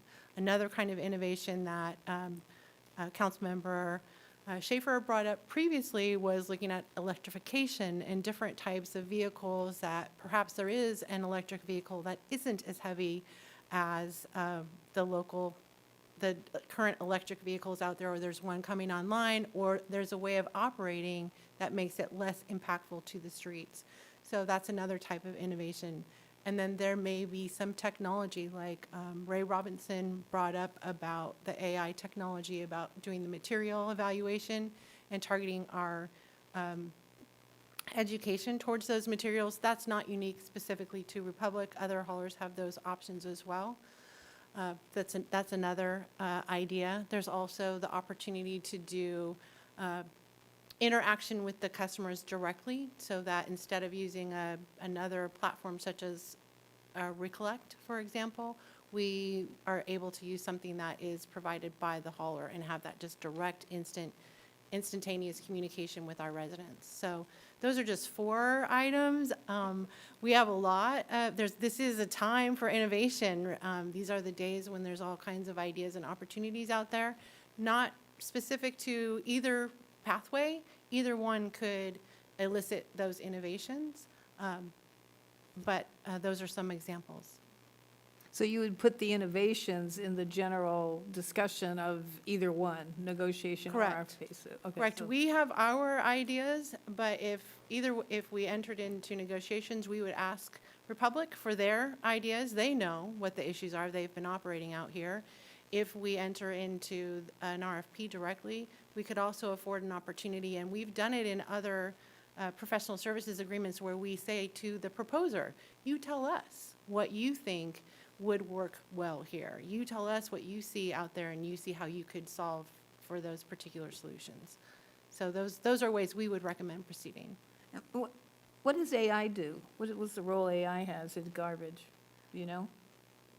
I've just heard of some of the role of AI, but certainly doing the evaluation, like currently there's an AI software system that's being used when we're doing the auditing, when Republic Services are taking pictures of the material.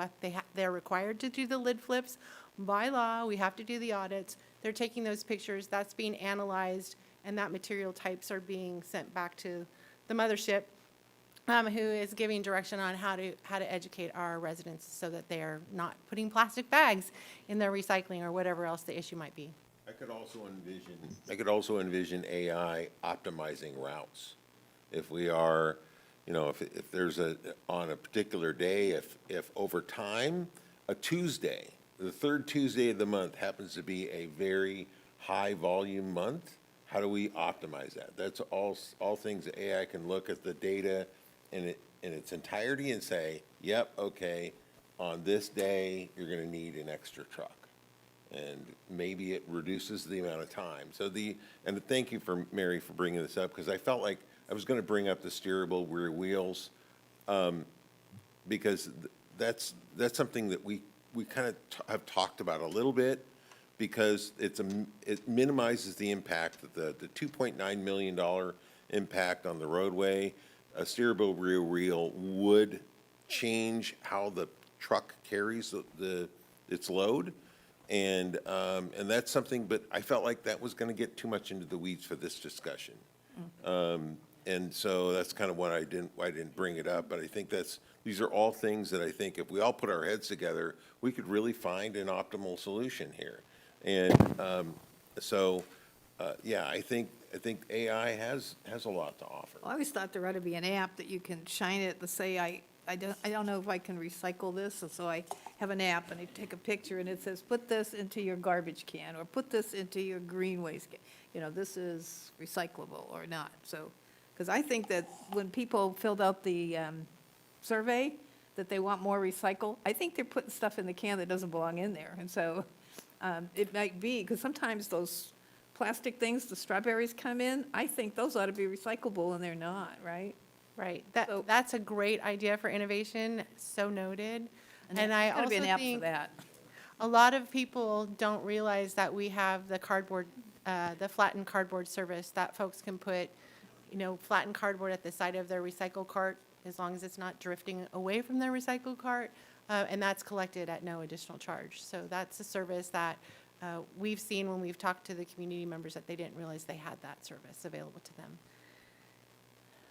Continue, please. Thank you. I asked that question just to make sure that there's not some technology out there that another company is using that Republic isn't using or can't use for whatever reason, like there's some proprietary technology out there in the marketplace. That I do not know. That would be an answer that would be provided in our innovation if we went out to RFP. Gotcha. Okay, thank you. Do you want to talk elements? The other element that I was interested in that isn't listed here was the program where the driver can take the can up and down for the person, maybe they're They do that. elderly They and do- they do yeah, that. or have disabilities. So I was curious about making sure that all of the residents know about that, some type of marketing campaign or something, so we can get more signups for that. Great, thank you. Yes, that is a service, as the mayor mentioned, that is available, and you probably knew that too. And we can absolutely target that as part of our next education campaign. Do they know which people need that, or how does that work? People who need it, someone in a household, there can't be anyone in the household who can take the carts out. But if your household doesn't have someone who can, then you are eligible for the program. You just need to contact Republic Services and let them know, and then they'll set you up for it. If you think of anything else, okay. Councilmember Middleton. Okay, I don't know how many of my colleagues took the time to read the contract that was between the city of Rancho Cordova and Atlas, but, I did. I didn't get one. Well, got to go Google. Go to Google and go pull up people's meeting minutes and be nosy, because I'm nosy. I don't think my printer holds all that paper. I killed a tree, so we got to plant one, right? Sure did. So as I'm going through it and I'm thinking about sending this out to the street, to do an RFP, the concern becomes the best and final offer between Your Republic and Atlas ended up being, on average, about 12 cents, right, per household. So that's where I say, well, price is really not negligible. We already have low prices. They're not beating on price. Sending it out to an RFP would really have to be considering community impact. And I thought that sitting here tonight, I'd be like, oh yeah, we're going to hear some stuff about, folks, we don't have enough community involvement. We're not hearing that. We're hearing that we have a ton of it. So let's talk about innovation. Let's talk about where we can improve things. And I think that 60 days is a good opportunity for us to see if we were to implement some of the things that are in this contract. If give Republic the chance to see what they can do. So this is a solid contract. I mean, half the work's already done for us. What's in there that's something we would? Well, there's some stuff in there I don't like, but I'm not going to talk about that. Well, it's specific elements, so maybe there's something in there that. The only thing that I could see was like the street sweeping. They do have local recovery, right? So they don't have to drive 133 miles, right? So there are bits and pieces of this that we can take and see what our current provider can do. I'm all about working smarter, not harder for our community. If there's already a roadmap and we kind of got an idea of what's going on, and people in Rancho seem to be mixed reviews, they're kind of. They've had, just like us, they've had the same provider all this Right. time, as they just renewed theirs, right? With They the same did. Guy, yeah. Yeah, and I think that I would lean more to giving an opportunity for 60 days to take a pause and say, hey, right now is your opportunity to tell us out of this contract and whatever else we determine out of all this other stuff, what can you make work? How can we make this even more impactful for our community? Because I haven't heard anything tonight from folks who want us to go out for an RFP to say that this is where the deficit is. No one's saying that it's broken. But I also want to make sure that if we're only paying $34 and some change a month, right, that if we can get more from Republic, that's probably the best way to go. And if we can't get what we want, they can't come back with something that really makes sense and really shows us, hey, we're out there being aggressive. We really want your business. Take it to the street. We already know. We already know.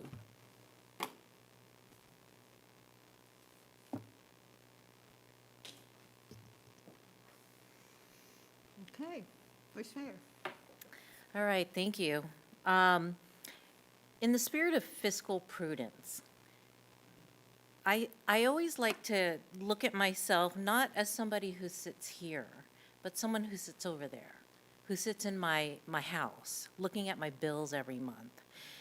And I look at my auto insurance, but for an example, every year. And every year, I've seen my auto insurance go up. Every year, my husband and I, with all due diligence, farm out and compare prices.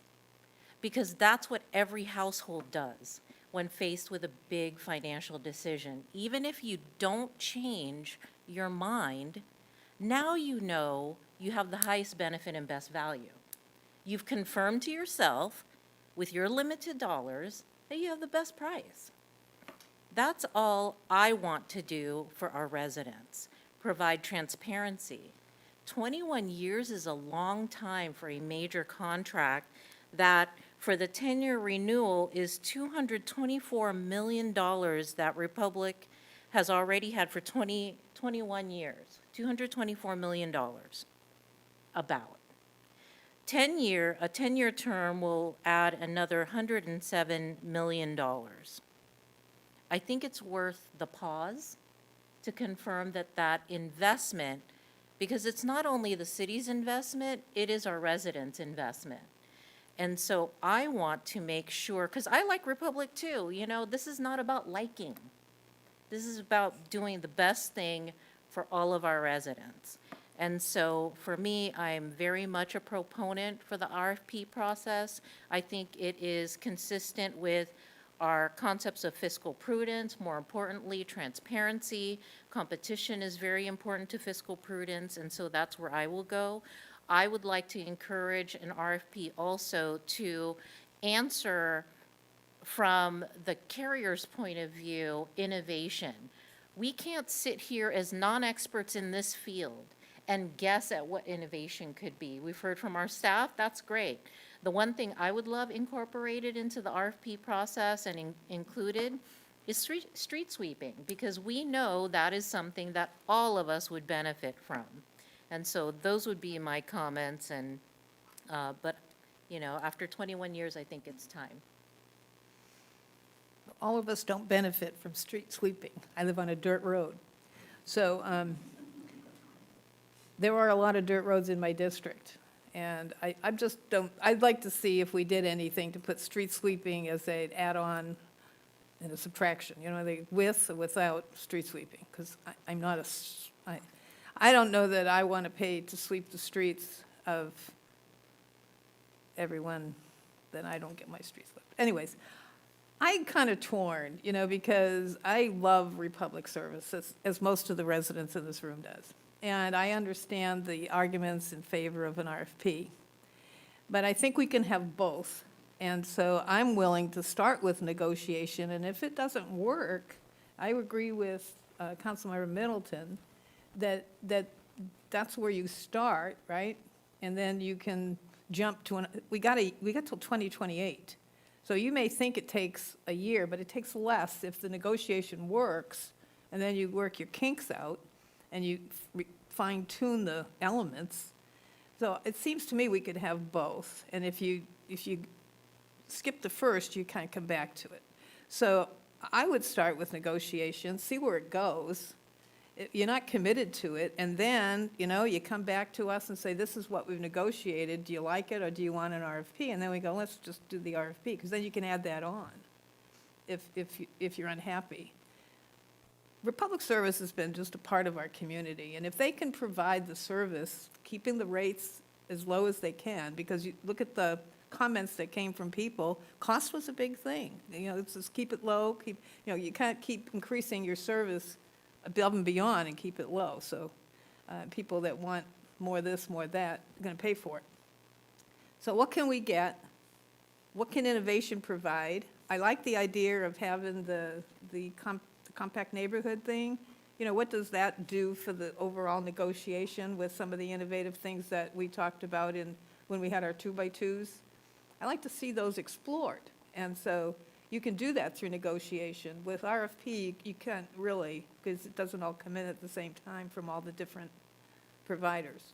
So there are other providers that might be able to provide part of a service that we don't get now or something, but I trust you, Mary, because you have been with us for 21 years, managing this contract, and you have made all the amendments that our community needed when they needed them. So the contract was amended when we needed to amend it, and so I trust that will happen again. So I'm in favor of starting with negotiation, but won't hesitate to RFP if the negotiations don't come out right. I have one more question, one more comment, Mayor. And this thing about if we send this directly out to an RFP, we can nearly guarantee that we will see a rate increase. Whereas if we negotiate, we could probably minimize that increase. Because at the end of the day, it's about keeping money in the pockets of our residents. We have so many individuals who are on fixed incomes. And I would think Republic would do that. Yeah. They should at least, I think they should have the opportunity to try. And I'm with you, Mayor. If they can't do it, I'm ruthless. I already know what I want.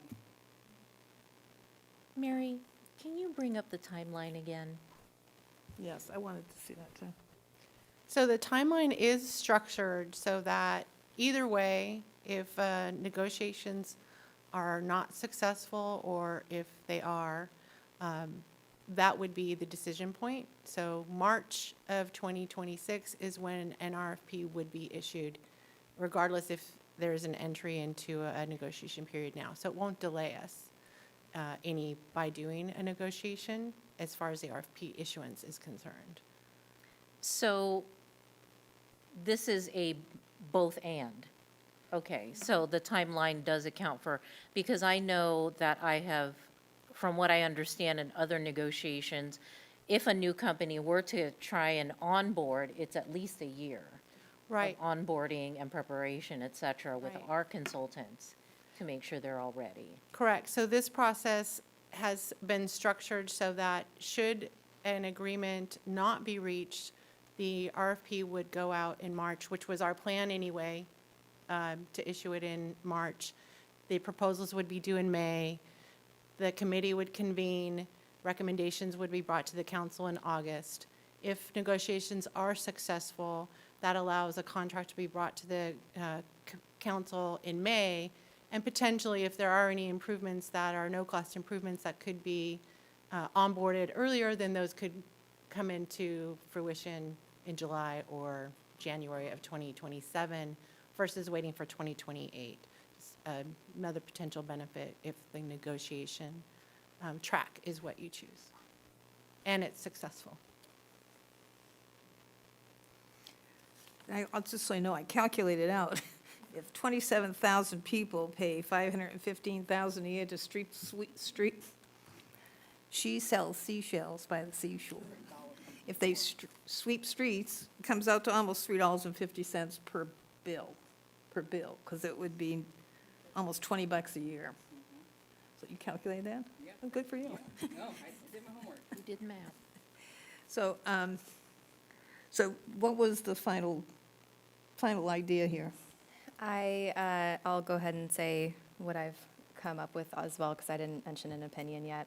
Okay, go ahead, give us your opinion. But it seems like I'm in the majority here with maybe 3-2. I would like to go out, or rather not go out, but go to negotiations for the 60-day period and start there and see if we can come up with our dream contract. It's not going to take any more time. We already have the lowest price. We have no complaints, no major complaints, I should say. Great satisfaction from the customers. And what I didn't hear from any of the competitors or people who want us to go out to RFP are any of the problems that exist or any of the miracle solutions that only they have. So with that, I think we should go to negotiations.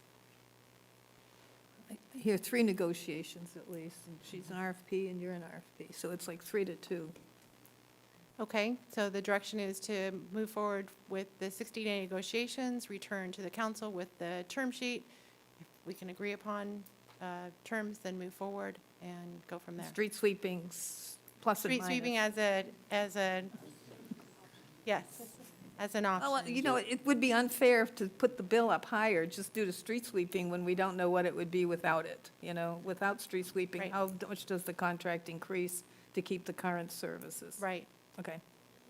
So what I would request is that as the negotiations start to get formed and finalized, that we have an opportunity on a 2-by-2 level to review and do feedback before we come to council. I don't want it to come to council and then it turns into this. I would rather just not have an abrupt end of, no, this is not acceptable. I agree, Tim. I think that we should Informed along be, the way. I think that we should be trying to shape and tweak it as we go along. That way we're all ensuring that it's going in the direction we want to go. Absolutely. And there were no surprises later on. I would like to just go on record to say that we do not know the universe of possibilities if we are negotiating with one contractor. I still firmly believe an RFP process is the most creative, informative way to go, and I just want to log that in my comments. So logged. I believe that, you know what, a free trial that I don't have to pay for necessarily is a good thing. So I'll take a free trial and cancel if I don't like it.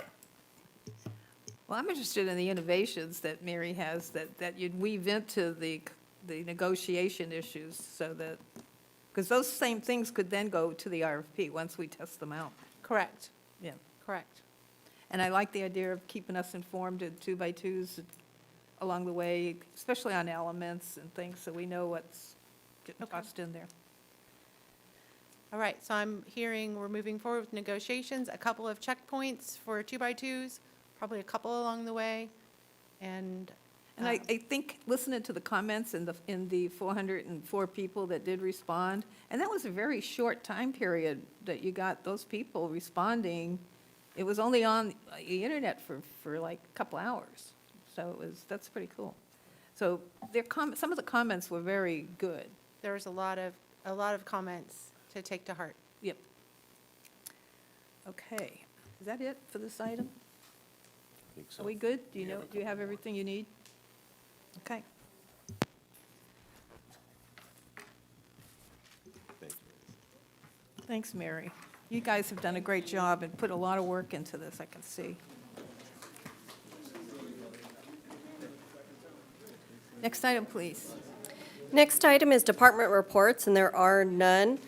The next item is city manager update. Can you please keep it down on your way out the door? We're still conducting our meeting. Thank you. All right, good evening, Madam Mayor, Madam Vice Mayor, members of the council, Ash Finney, your city manager. I do have a few updates here for you, and we'll go ahead and skip right into the next slide. One, the council received a pro-housing designation from the state, and that resulted in an award of $900,000 last year, and we were able to utilize those funds to help with the Sayonara housing. So they were successful with that once, why not try to renew that? So we are going to go ahead and submit for that renewal. It is something that we want to be transparent about with the community, and pro-housing is around the policies that have been adopted by our council and that are embraced by the state. So we have a website that's set up that showcases our application. There you can see the website listed on this slide. Our current designation would expire on January 1st of 2026. So we're looking to get that renewed, and hopefully we get some additional funds to use here in Citrus Heights. Well, knowing our terrific staff is writing great applications, we'll probably get some. Red Ribbon Week, speaking of tongue twisters. That's street sweeping, too. Yeah. So this, as many are aware, that's kind of a long-standing tradition of promoting the drug-free choices for youth and others. So Citrus Heights PD was out in the community along with Sacramento County Probation celebrating our local schools. So I wanted to kind of highlight some of the work that they were doing. There's all kinds of good swag that promotes a positive message in the life of youth. Our dispatchers also did a little show and tell about their work, and it's just the Just Say No campaign. Is our police officers communicated in the community, those decisions can really have impacts in their lives. So a lot of positive messaging was done, and it was a great opportunity to connect with youth as well. Trunk or treat. So oftentimes when we're doing these updates, more often than not, they're always forward-looking. But a look back at trunk or treat, it was huge. I mean, this was the biggest one yet. There was about 5,000 community members. I mean, it was popping into the wee hours, so to speak. So really grateful to PAL and Sunrise Christian Food Ministry, who did a lot of work on getting non-perishable food as well, that is going to be able to be distributed for those that are having some food insecurity at this time. They actually, as part of Trunk or Treat, they didn't just pass out candy, but they actually took in 402 pounds of food that can then be distributed here in the community. So it was a little give and take, so to speak, but it's all giving in the end. A lot of fun that night. I know members of the council were there and saw a lot of the great costumes and the smiles on people's face, and I'm sure next year will even be bigger. Missing a picture of the bumblebee. Yeah, actually, I did have Councilmember Schaefer. I was here at the community meeting that night. That was kind of a here in the chamber with Supervisor Rodriguez, but I was very impressed with Councilmember Schaefer's costume. That was one for the ages, for sure. He told me he was a Yellow Jacket and that I had to call mosquito vector control. Well, he made it out safely, fortunately. It's a good sport. Another positive story, we reported out at State of the City a lot of the work that's happening here locally. I mean, at the outset of this meeting, there were some discussions about some of the challenges that are happening around trying to help people that are unhoused, break the cycle of homelessness. And in the region, that's a real struggle. Here in Citrus Heights, we have made some great strides through policies that the city council has adopted, using our local funding, our local efforts to really make great efforts in trying to get people housing and improve our community. And it's working. We talked about it a lot at State of the City. But our just last week, and we're thinking about Veterans Day, we had another successful story where we had a Marine veteran that was helped, and they are taking recovery services and housing, and it's just a big testament to our team that never gives up and is always looking to help people. And so I just want to, special thanks to our team as well as the other agency partners that are involved in this effort. So just on the heels of Veterans Day, felt we wanted to share that story. We have some animal activities coming up. That was another strategic objective of councils on making some advancements on how we're delivering our animal services. So we have a Chip Chip Hooray. And this is one where we're going to be teaming up actually too with one of our local vets, Sylvan Pet Hospitals, at one of the events here. So the one that's nearest to us is Saturday, November 15th. That's going to be at the 7569 Old Auburn Road, which is the future site of our Animal Services Enhancement Center. And so there will be a walk-ins welcome for chipping events. All the parking needs to occur on our site at the city. So if you're coming, please make sure that you're parking in the appropriate place. And then we need to have dogs, leash, and cat carriers. Pet licensing is also available and will be encouraged. And you can see more information is listed on this slide. There's a lot on this slide, so I'm not going to repeat it all out to you. But if you're not able to make the November 15th event at Old Auburn Road, there's going to be another one in December on Antelope, and then in January on Auburn as well. So all this information is located on our webpage, but we also appreciate Sylvan Corners Pet Hospital partnering with us on this event, which is our neighbor right across the street. We do have some holidays coming up. Thanksgiving, we will not be having our November 26th City Council meeting as people will be enjoying the Thanksgiving holidays. City Hall will be closed in observance of the holiday on the 27th and 28th. And then our next City Council meeting will be on December 10th. And we have one more event before the next City Council meeting. It's our annual tree lighting. This is always a hit with the community, grows and grows every year. So our staff really puts a lot of their heart and soul into this. I mean, and the community does too. I mean, we have children's choirs, we have the community marching band out there, lots of cocoa and cookies. I don't know how many gallons, but I know it's a voluminous amount. There's train rides, there's snow, there's all kinds of fun. So turn out, make sure that that your wishes for the holidays are articulated, and that can all happen here at the City Hall campus on December 4th from 6 to 8:30 p.m. Last year, staff did a tremendous job decorating everything in the City Hall. It was nice. They did a good job. Yeah, talented team, that's for sure. They do a fantastic job with this, and look forward to celebrating it with the City Council and the larger community. But that concludes my updates. We've got a lot going on at this time of year. Thank you so much. Next item? Next item is items requested by council members, future agenda items, and we do have one item, number 15, the discussion of Senate Bill 79, housing development.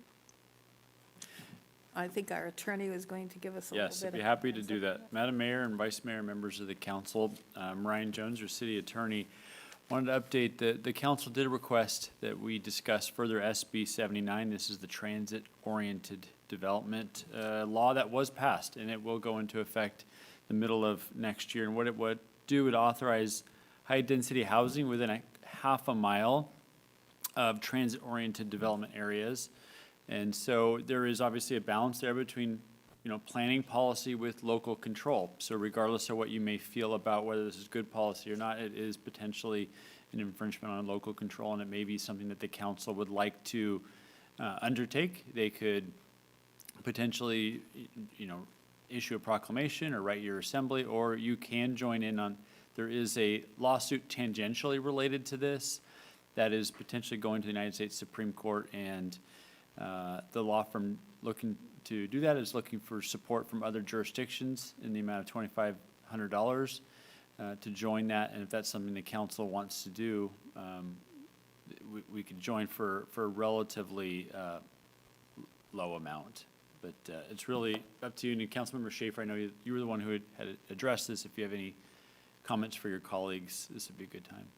Well, I'd like to move that we join. Councilmember, could you please, Thank you. I would like to move that we support the America's Beef Brief and with the $2,500 investment. Second? Okay, I just want to say that this is not to get rid of SB, whatever. It's to support the brief that allows. Allows cities cities to sue the state State on federal in constitutional federal court on federal constitutional law issues, yes. Okay, so moved and seconded. All those in favor, say aye. Aye. Opposed? Seeing none? I'll let them know. It's a small investment for a potentially big cause, yeah. I'd like to see a list of all the other cities that are joining this. That would be cool. See what we're in with. I'll work on that. Okay, anything else? Does anybody have any future agenda items they want to bring forth? Give staff a break over Christmas, over Thanksgiving, yeah. Okay, thank you so much. Any other items today? there are none. Then I'm going to adjourn our meeting. Nice job, everybody.